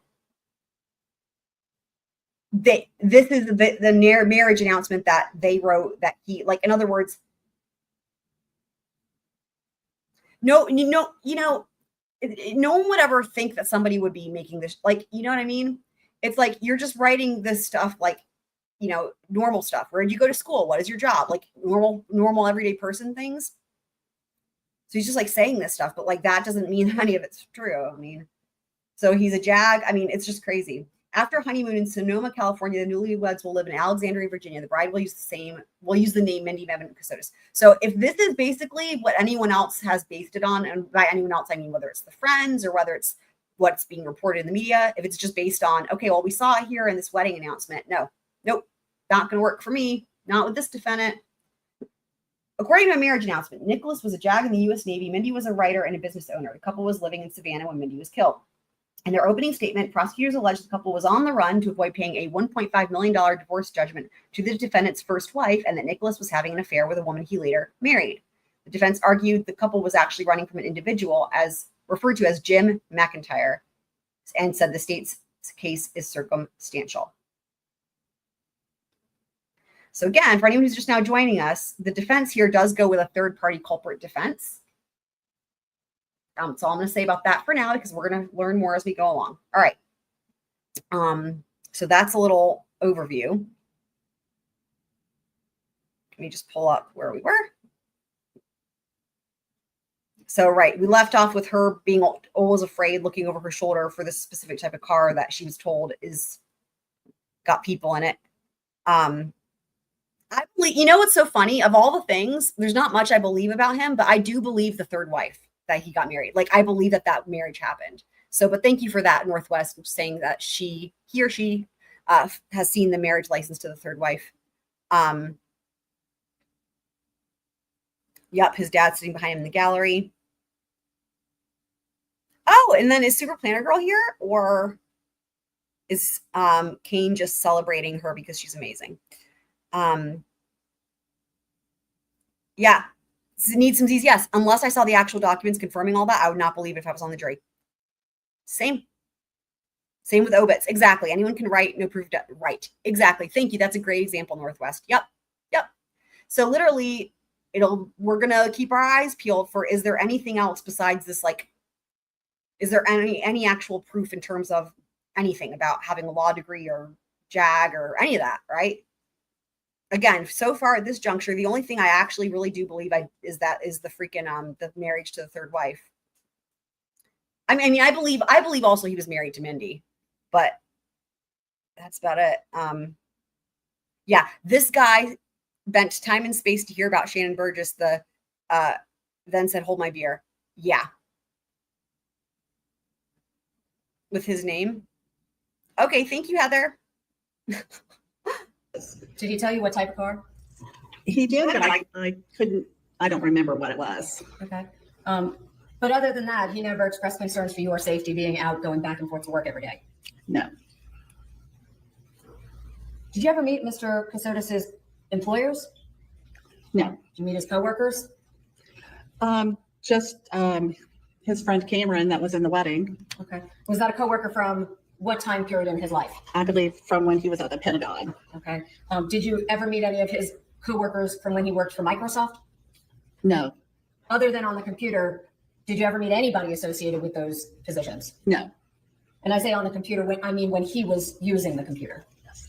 Did he continue to use the computer all day, every day at the place in Savannah? Yes, he did. Okay. Now, you said that you stayed in the house in Savannah. Can you describe for the jury what that house was like? What did it look like?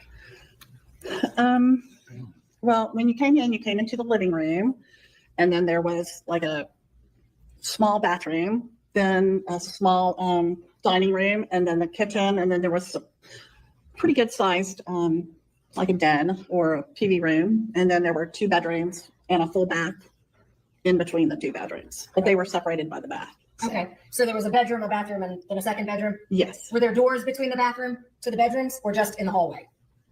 I'm not sure if there was a door that actually led back there or not. I'm not sure. Okay, but you could get in there from the hallway? Yes. Okay, is that the door you used? Yes. Okay. Mm-hmm. Now, you said there was a second bathroom as well, is that right? Yes, ma'am. And did you have a quote designated bathroom that you and your husband used, or did you share? How did that work? There was only one where there was a shower in the main bathroom, but we were all on different schedules, so we never had a problem with that. And then you could always go to the other bathroom if you needed to. Okay. Now I'm just looking at this. So what Heather sent me, guys, is okay, here's what it is. It's the Massachusetts Bar Association. Here's what it says. It says Massachusetts Bar Association welcomes new members. By the way, as I was scrolling down looking for the defendant's name, I happened to see Morrissey's name on here as well. You know, you scroll and scroll and scroll, and then eventually you see the name. You know, and here's the thing. Again, the only thing, if it's true, I guess Massachusetts would make sense in terms of like, okay, like that is the only way I can accept this. But like, you know, where I work, you know, I work at a law firm, right? It's like, you know, the defense attorneys, they have all this stuff that proves, like, they have their bar number, they have their JDs on the wall, and like the JDs are like, have like the stamped seal on them where it's raised, and it's like shit that is like verifiable, you know what I mean? And like, I'm just thinking about it, and I'm like, okay, this is more than the marriage announcement. However, if the best we have is just his name on this list, you know, I'm just thinking through. You know how there's people, and then this is a real thing. There's people who find people who are deceased, and I don't know how they do it, because I'm not someone who would ever be thinking like that. Like, I don't know how they do it, but I know there's a way, like, you know, when you steal people's identities and you steal it from people who are dead, I don't know how they do it, how people do it, but it's a thing, you know, like I don't know. I mean, it just makes me wonder if like this was a name of somebody who, I don't know.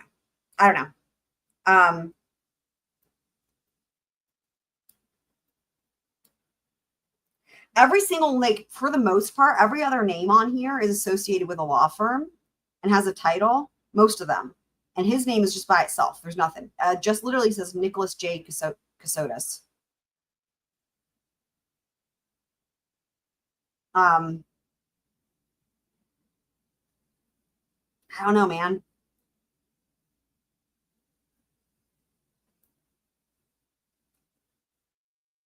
And like when they reference him being a prosecutor, that was never in the US. That was like in Italy.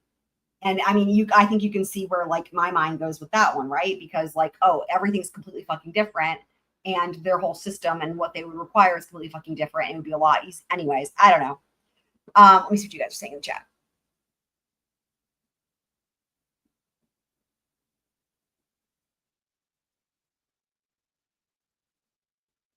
He has a JD. So, I mean, I don't know, man.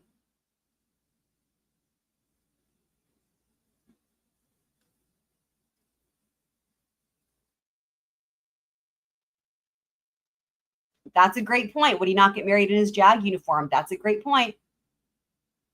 Nobody that I've seen testify even ever is able to articulate what his job title was for any of his jobs. The best they could say in terms of the JAG thing was just like with the Navy, something with law with the Navy. I mean, it's just, I mean, the prosecutor actually had to lead and say whatever the JAG stands for. The prosecutor had to lead and actually say that, and then she just like confirmed it.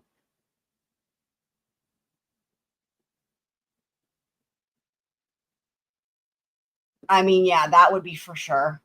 It would be an average to below average. We still don't know yet the circumstances of him leaving the job.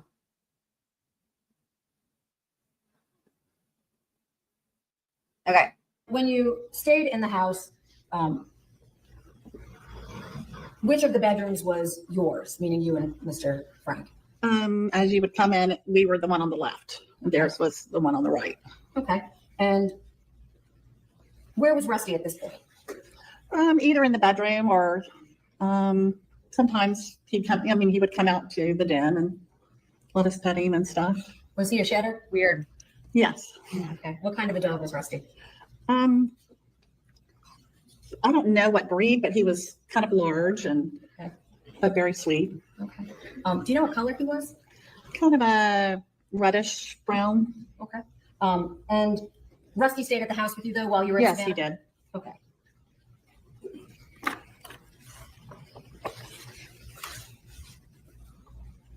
Now, at this point, you had told us that there was a security team in place that you believed, correct? Yes. Okay. And at this point, did you have a good relationship with your daughter? Yes. Do you think you knew her pretty well? Yes, I do. Would you have considered her gullible? No. So when she told you she was afraid, did you believe her? Absolutely. Okay. And did her behavior seem to be consistent with that? Yes, very much so. Okay. Did you believe Mr. Kassotis when he advised you that they were in danger? Yes. Did he ever try to prevent you from going to work?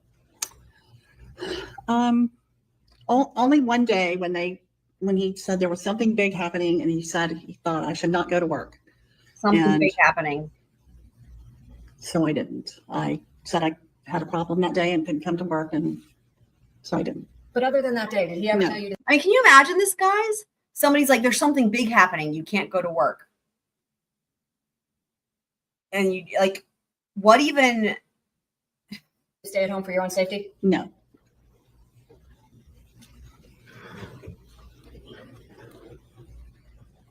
To your In knowledge, other words, she never stayed home because she was afraid for her own life. She looked over her shoulder at the cars based on what she was told, but she never stayed home out of her own fear. But she did stay home when she was told she couldn't go into work by the defendant because there was something big happening.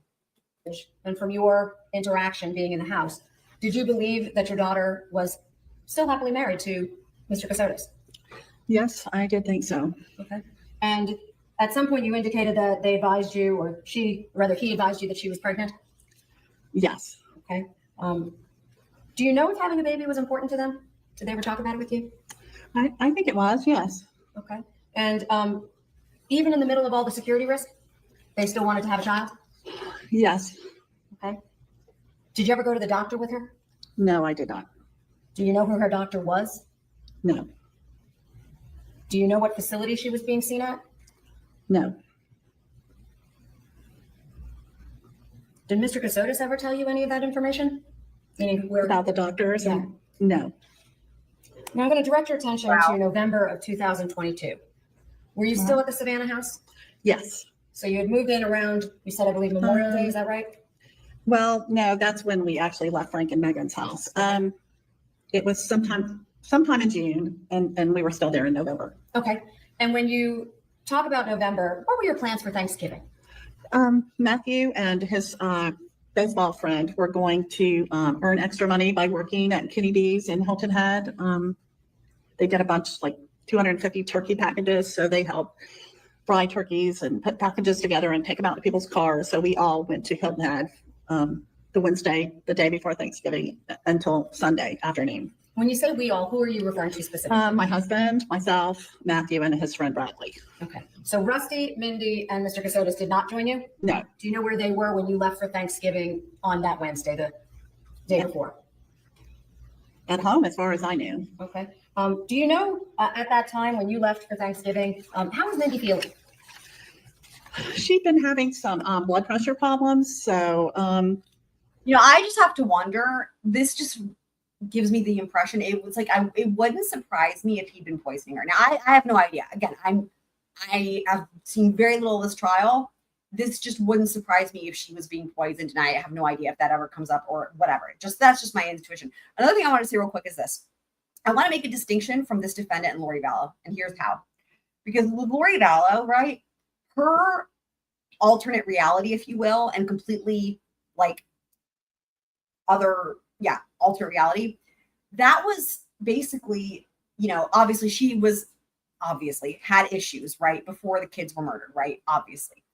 But in terms of inventing a completely different reality of like factual things in life that are like, here's what happened, here's what didn't happen, right, that was all in response to after the murders, right? So like, in other words, whether it's her explaining it or her essentially, I think if you're wanting to be very, very, very generous to Lori, not that she deserves it, one could try to think like, or one could think maybe it's denial. I think it's, my personal interpretation is that it's not denial. It's she's made up this whole other story to try to explain to people so that her image isn't changed, right? Because she doesn't want, like, her ego won't let her admit to it. And then she's like, basically, I think she can try to get herself to believe that it's real, but yet she can always come back to reality. Like, she knows it's not the truth. That's my interpretation. In other words, her false reality was like to cope with her crimes or to explain her crimes or whatever, or try to justify them as not being crimes. So to make a distinction between her and like this defendant here, allegedly, he had been creating this entire other reality long before the crimes, or at least that we know, like long before the murder, right? Like this had been going on for years. It's like, it's almost like it was created either A, without any type of purpose, just because it's like, whatever, your brain, I don't even know what you'd call it, right? Or B, potentially created with some sort of financial issues, which we will hear more about, I'm sure, like in order to avoid the debt or what have you. But like, in other words, it's just a very different like not methodology, just a very different psychology when you think about it, right? Like having created this entire other reality and roped so many other people into it for like years. And that's before even committing a murder. Does that make sense to y'all? Only medication in Mindy was Benadryl. Okay. Yeah, we skipped the medical examiner. Thank you for that. She was not pregnant. Thank you for that. Yeah, like I said, this is, you know, I am, you guys know how I normally roll, where we're doing gavel to gavel, entire trial, everything, right? Like the whole point too, right, is like, you know, it's not feasible for me to just like, if I were to like try to take this on from the beginning, it would be like, okay, well, now we're going to go back to the beginning, and like all the stuff, right? And it's just not possible because I don't have a way to clone myself. But so I appreciate that, Northwest, you letting me know what the medical examiner said, because, you know, like I said, like we're hitting certain parts of the trial, you know, and in terms of like figuring out, okay, what's this factor, this, you know, luckily we've got Northwest here who can fill us in, right? On things that we needed to know that were already testified to at this point. Yeah, if he had just dug a grave, the body might not have been found. Yeah.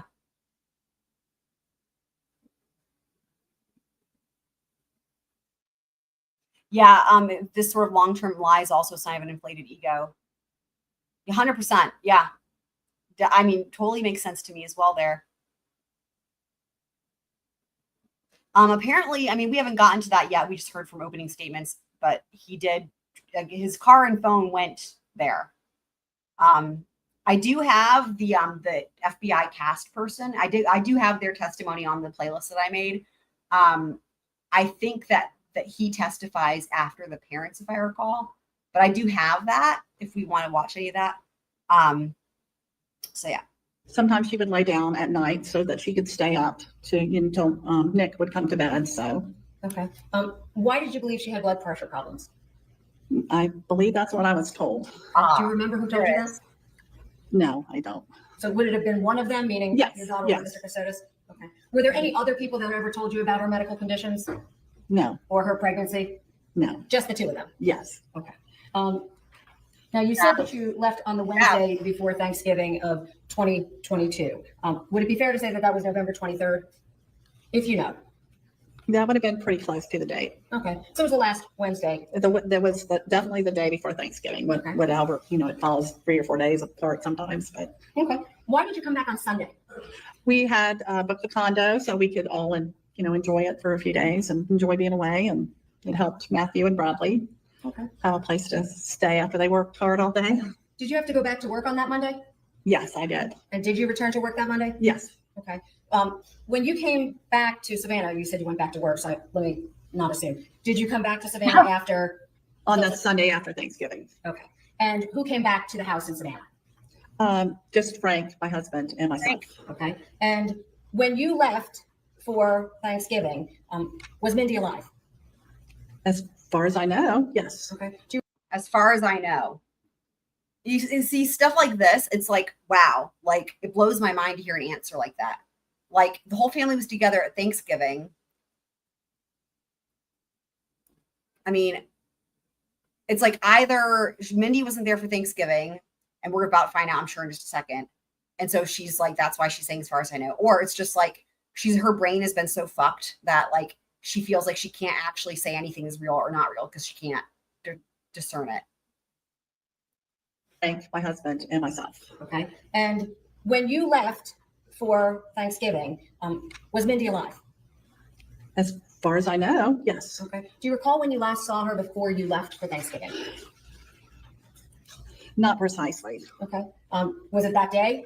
No, when I would leave for work in the morning, she was never off that early because she would stay up late with Mr. Kassotis. So Okay. Do you remember how long before? You said no, but is it a day before, a couple days before? You just don't recall? probably maybe I'm guessing the week before. Okay. So the week before, meaning that Wednesday you left, sometime in that week, meaning until the preceding Wednesday. Okay. And at that point, when you left for Hilton Head, that was your understanding? Yes. When you returned from Hilton Head, did you see Mindy? No. Okay. Do you know where she went or was? Well, we were told on Monday that that Nick had taken her to the hospital because they were going to do some testing and try to work on her blood pressure. Okay, so it sounds like the reason why Mindy wasn't there for Thanksgiving is because she was at the hospital. And so we were happy that she was actually, maybe they could figure out what was wrong with, her blood pressure and get her feeling better. Okay. Did he tell you what hospital he took her to? It was supposed to be some type of military hospital on a base. Okay. And did you go see her? Yes. No, because we figured we probably wouldn't be allowed to because it was supposed to be on a base. Okay. And who told you that it was on a military base? Mr. Kassotis. Okay. At that point, did he tell you who her doctor was? No. Did he give you any information specifically about what was going on at the military base or where it was? No. We just knew they were doing testing. I didn't know where. I mean, we were in Savannah, so we thought it was probably the base close to Savannah. So. Okay. I mean, unbelievable, right? The not asking of basic questions. I mean, I guess that just speaks to just the level of trust they had in their son-in-law, and like they didn't even think twice about any of this. Even stuff that, like, in other words, you don't have to be suspicious of anybody to be like, oh, which hospital are they at, right? Like that's a normal question for people that aren't doing this type of thing.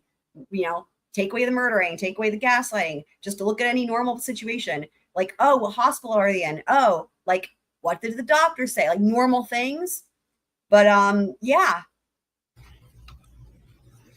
Did a doctor ever come to the house to Right. tour while you were there? Kevin, sorry, that's facts. Kevin coming in with the facts. My dog doesn't even trust me that much. Well said. Yep.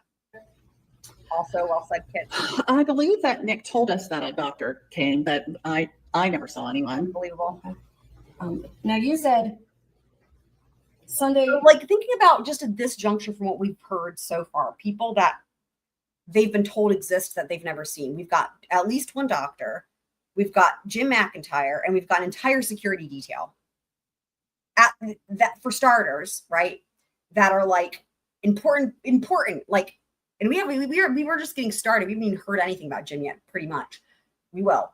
But like in terms of like these are people who, from what they've been told, are like key people in the defendant's life and Mindy's life, the victim, everyday life. Like literally. It would be like being like, oh yeah, I'm married and I have a husband, and like literally 20 years goes by and like no one's ever seen the husband. You know what I mean? It's just like, how would it be possible? Anyway. You came back and Monday you went to work. Yes. So, Was there anything else about that week that was important that you remember? My husband Frank had a hip operation on that Wednesday, and he stayed overnight in the hospital and then came home Thursday around noon. Do you remember the date that he went in that Wednesday? November 30th. Okay. And was that what hospital? St. Joseph's Gambler. Okay. And when he went to St. So interesting because you notice how when she asks what hospital did Frank go to, right? She knows which hospital Frank went to for his surgery. She didn't even have to think about it, right? What hospital did he go to? Oh, this one. Here it is. Joseph Candler, did he stay overnight? He did. Where did you stay? I stayed in the hospital until about 9 or 10, and then I came back and stayed at the house. And that's the house in Savannah? Yes, with Mr. Kassotis. Okay. Was Mr. Kassotis there at the time? Yes. How did Mr. Frank get back from the hospital? I picked him up and brought him home, and Mr. Kassotis helped me. There were like 3 steps out in the front, and so he helped me get him up the steps after his operation and into the house and told me to go back to work. He would handle it. He'd take care of him. So, Okay. So he went in for the hip surgery, you said on November 30th. What day did you pick him up? December 1st. And that would have been then the Thursday? Yes. Okay. So November 30th, you went in. December 1st, you came and picked him up. And do you recall what time you went to pick him up on December 1st? I think he got out maybe around 11:30, maybe 11:30. So it was still in the earlier part of the day? Yes. And when Mr. Kassotis offered to look after him, what did you do? I went on to work since he said he would. He said, I'll keep an eye on him. I'll help him. I'll do whatever he needs. You go on back to work. So I went on, to work. How long did you stay at work that day? I think I left around 5:30, Okay. Where'd you go after you left work? straight back to the house. Okay. And when you went back to the house, who did you find at the house? Just my husband. So he was alone in the house at that Yes. Did you know where Mr. Kassotis was? No, not really. Okay. Did he eventually come home? He did. He came home shortly after I got back. Can you tell the jury what happened when he got home? Yes, I heard him come in the door, so I came bouncing out and I was like, hey, how's Mindy doing? And he just started bawling, crying Oh my God. hysterically and talking. And I really couldn't even understand Oh much my of what he God. said. So I said, please come out and sit in the living room, the den or whatever, and tell us what's wrong. And so that's when, all I could really understand was she's not coming home. Oh my So- God. Is that And he met Mindy. Oh is my that what he God. told you? Yes. Wow. And when he said she's not coming home, did you understand what he meant when he first said it? No, not really.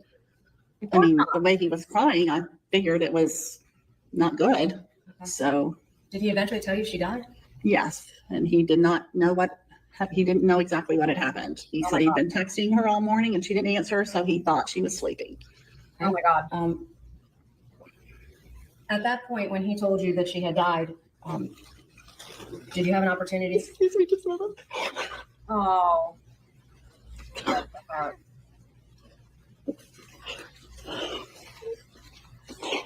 I don't know how she held it together. Take your time. I'm sorry. It's okay. Do you need a minute? Oh. Yeah, take a break. Take a break, Court. Take a break, please. Oh. The reaction's interesting. Yeah, Was Mr. Frank with you when he told you? Yes. So was the three of you in the room? Yes. Was there anyone else there? Just Rusty. Okay. And at that point, you said that he didn't have any idea how or why she died. That's what he said. He said he was going the next day and they were going to talk to him and tell him what happened. oh my At God. that point, did he tell you what hospital? No, Did he tell you her doctor's name? no, Wow. Were you able to see her body? no. Did you ask why? No, we talked about having a service or something after the first of the year, but with her being married to him, we thought that was his responsibility. We weren't going to say, hey, we want to take care of the body when she's married to him. So we thought he was going to handle it. Yeah, this gets real. And did you weird. believe that he would take care of that? Yes. Did he indicate to you whether or not there would be a funeral service of some sort? Unbelievable. When we talked about it, he said, it would be after the first of the year. Maybe we'd have some type of memorial service. And we said, okay, Did that ever happen? no, Unbelievable. Wow. Did Mr. Kassotis ever tell you that she was mistakenly cremated? no, Did Mistakenly. he ever have cremated? a death certificate for her? not that I saw. This is Did he ever show you any medical paperwork concerning? this is bizarre. That's sorry, just no, it's just such an understatement. But mistakenly cremated? Did Mr. Kassotis ever tell you that she was mistakenly cremated? No, Did he ever have a death certificate for her? not that I saw. Did he ever show you any medical paperwork concerning? Oh my No. God. So it was your understanding that at the time of her death, she was at the hospital, correct? Yes, and then when he went back to the hospital, he told us that she was in her room and she needed to go to the bathroom. So the nurses unhooked her from all of her equipment, and she went to the bathroom, and then the nurse got called away, and she went back and got into bed and had a stroke. And there was no one there. I mean, she wasn't hooked up. So that's supposedly what happened to her. Oh my God. Did you ever see paperwork from him suing the hospital? No. To your knowledge, did he, as an attorney, then sue the hospital for leaving his wife unattended to die from a stroke? Not that I know of. He was a lawyer at that point, correct? Yes. With no documentation of any sort that he provided you? No documentation.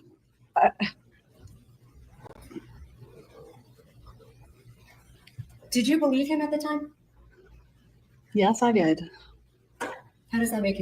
I just want to, I'm going to back this up. I just wanted to say something real quick. Northwest, I want to say a huge shout out to Northwest, who clearly has seen everything about this trial, knows all the facts of the case, and is doing a phenomenal job of filling us in as we go along, but not giving any spoilers. And that's not easy to do. So Northwest, huge shout out to you for that, because that is amazing. And I appreciate you for that so much.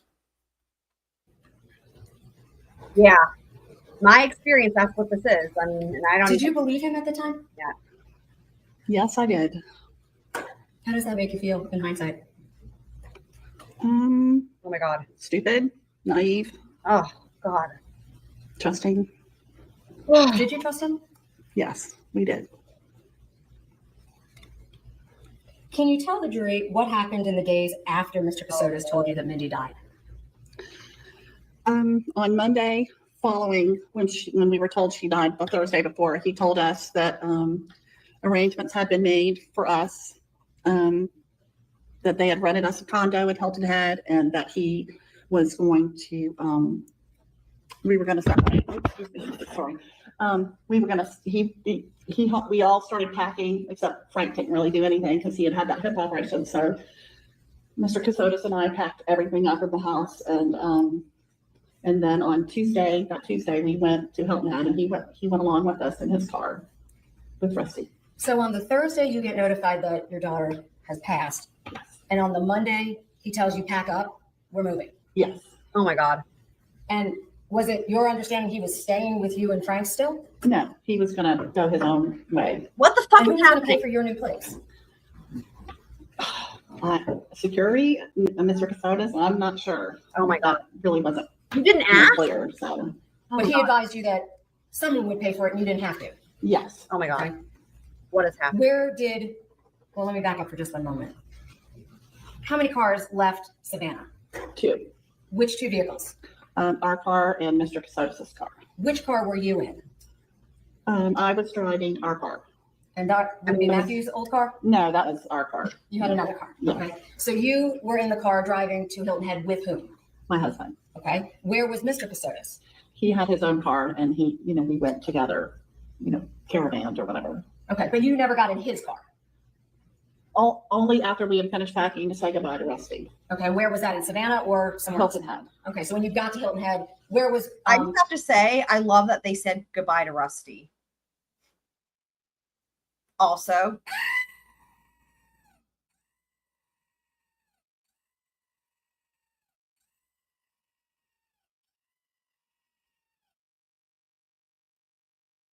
it's terrifying, right? Because Northwest has warned us that we're not even there yet with all the bizarreness, and it's like, where can it go from here? We will find out. you said he was in the vehicle, Rusty? Yes. Okay. And you said goodbye to Rusty at the vehicle? Yes. Oh, Now- why? Other than that, you didn't ride in the car to Hilton Head? No, ma'am.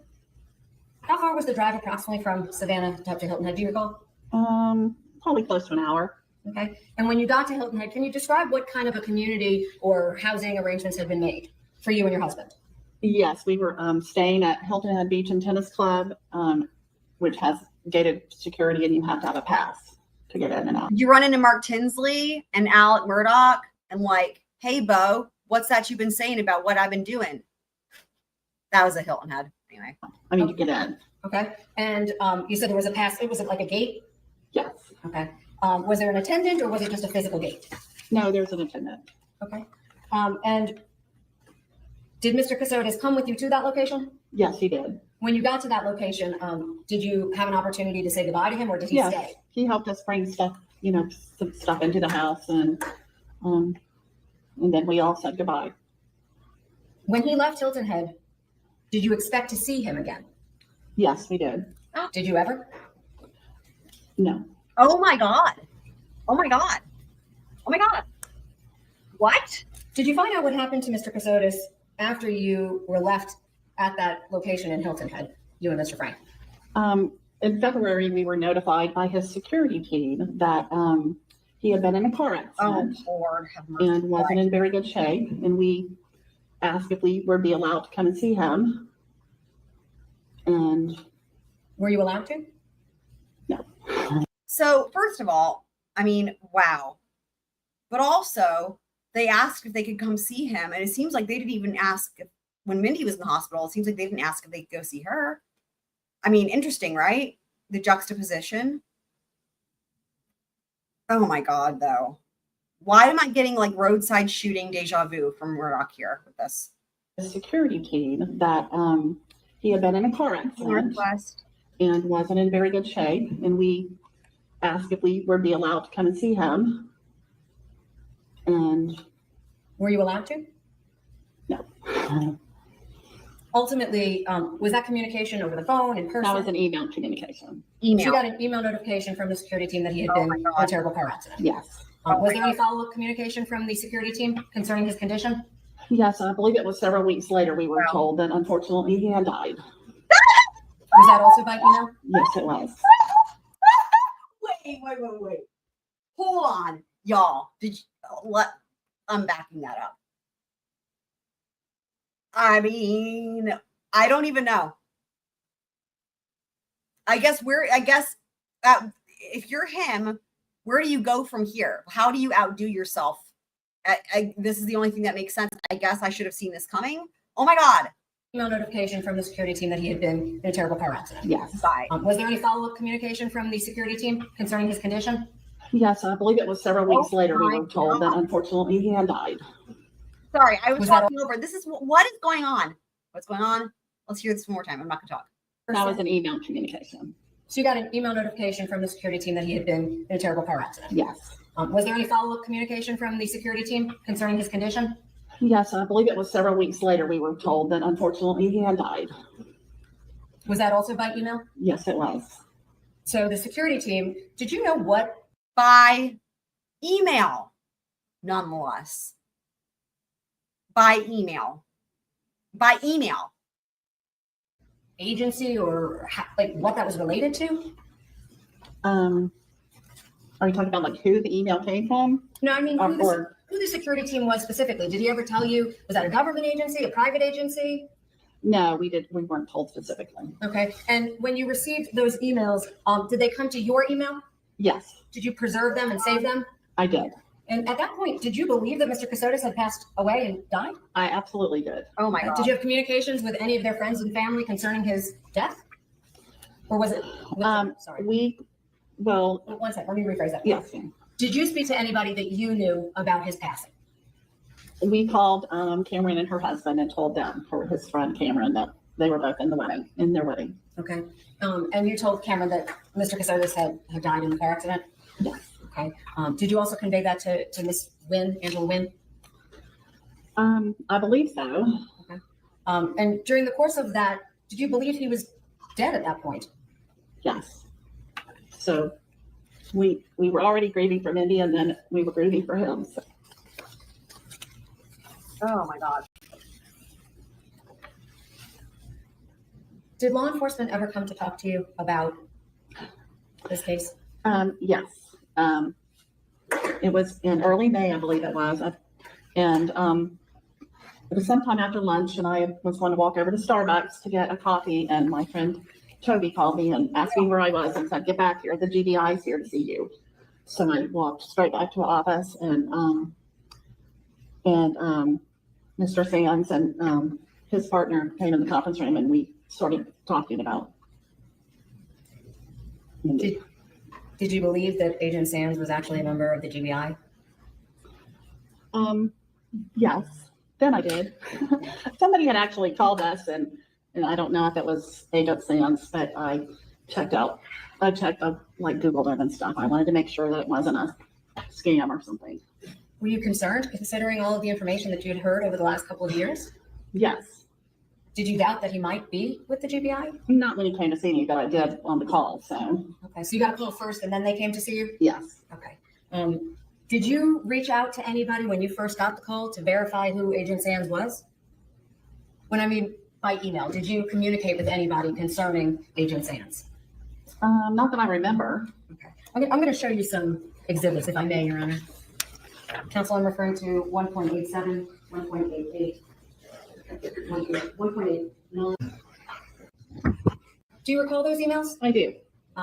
And how do you recognize those emails? They're all printed from, my personal Gmail account. Okay. And can you tell us how those emails came to be in the possession of the state in connection with this case? How did those get received? I went back and looked for them and printed them and I bet. sent them to you. Okay. You sent them to our office, correct? Yes. Okay. Did you also send some of them to Agent Sands, if you recall? I don't recall. I know he had me do some work on the email that we got about Mr. Kassotis passing away, but to see where it came from and that kind of stuff. But Okay. And do those emails have a quote to and from on them? yes. And can you tell us from whom those emails are received? I'm sorry. okay. I think my glasses are kind of clogging up. Okay, yes, I'm sorry. So they're all to my personal email, and it's like a company, Apis. They're from somebody at Apis Limited. It's limited. And Apis Limited, which we assumed was security, and then a Proton email. Security, I Proton. guess. Okay. And did you know what Proton email was? No. Okay. And when you received those emails, are those a fair and accurate printout of what you Yes. sent? Okay. Absolutely. Are they modified in any way other than those red stickers on them? No, ma'am. Your Honor, at this time, I would seek to introduce those emails. That would be, thank you. Any objection? Objection. At this time, I'd like to publish them if we can turn that on. Thank you. Guys, I hate to say it, she's got to publish the emails. I'm going to have to call it here. We will pick up with this tomorrow. We'll take a little break from the covert docs. We'll pick up with this tomorrow. Because I've got things I have to do and I have to actually be getting ready to go to work here actually pretty soon in 3 hours or so. So, okay. So we're going to have to call it here. I mean, isn't this wild? And as we know, it's just going to continue down this path. We're just about to get to these Apis emails. After the mom finishes testifying, then the dad testifies. And then also, I think the third wife and the first wife testify. Again, I haven't seen all of this. I saw who the witnesses were. But what I can say also is when it gets to the defense case in chief, the defendant takes a stand. So this is, again, nice thing too about it being like a short trial. We can get through it. It's the Zachary Hughes trial was like this as well, right? Where it was a week and a half total. And it was what the fuck just happened in a week and a half? There was no or very little downtime or boring bits, if you will. Normally trials will have that, right? But some of these trials, it's they're wham bam, thank you, ma'am. In a trial version, if you will. So anyways, and I did see some of today's testimony actually, Northwest. That was when I made the decision. When I saw that the defendant was taking the stand, I was at work. And that's when I was well, I think we're going to have to just do this and take a little break from the covert docs because so we will watch the testimony. We will watch it. We're going in chronological order. We're not watching every single witness. We are going in order. So we will definitely watch. I mean, that was why it was a turning point for me because I was well, when a defendant takes a stand, we watch that and we will watch all of it. Right. But we're just working our way through these crucial witnesses. Kit Smith says I'm hooked. Yeah, right. I know. That's why I was I can't not do this. And it was really nice for me also to take a break from reading for hours and losing my voice. You're welcome, Meg. Right. Thank you so much, guys, for being here. tell all your friends, right? And I'm going to update it with the thumbnail and the title now that it's not a mystery. I'm going to update it with the actual trial, but most people don't know what this is. And they're missing out. I mean, you know, and we're all learning together. Closing arguments were today. Yep. Tomorrow they're on verdict watch. And I mean, I can say that, like, I would expect there's going to be a guilty verdict tomorrow. I would be shocked otherwise. So I feel like it's not really spoilers, even though we're watching the trial. Like, a guilty verdict tomorrow will not be the surprising thing. Everything else in this trial is shocking, but that a guilty verdict tomorrow would not be surprising, and that would not feel like, you know. And anyway, like, it's not why we're watching this, right? Or at least for me. So, so I'm glad you guys enjoyed being here, and so glad that y'all were all enjoying it. So, yeah, and I think the whole thing about the GBI, I think what it comes back to is, like, they didn't believe it. Like, when, like, for example, when it was real law enforcement, when it was real GBI, and I think maybe even like FBI or whatever, they didn't believe they were real because what they are used, like, in other words, you just think about the mind fuck, right? That he did on this family, where it's like, what's real can't be real. That's not trust. You can't trust that. And then everything that he says that's not real is, you think is real. I mean, it's wild. Like, I don't even know how you fix that mentally. Yeah, guilt is assumed, right? Yeah. I mean, it's just one of those, right? I feel like. So, yeah, so we'll reconvene with this tomorrow. And hopefully we might be able to get through the rest of it. I mean, we're going to do this, we're going to take a little break, and then we'll go back to the MPD docs. And so, yeah, so I'm just so glad that you guys are here, and much love, big love, all the love to the Scroll crew. Y'all are the best. I love you guys. But for now, score.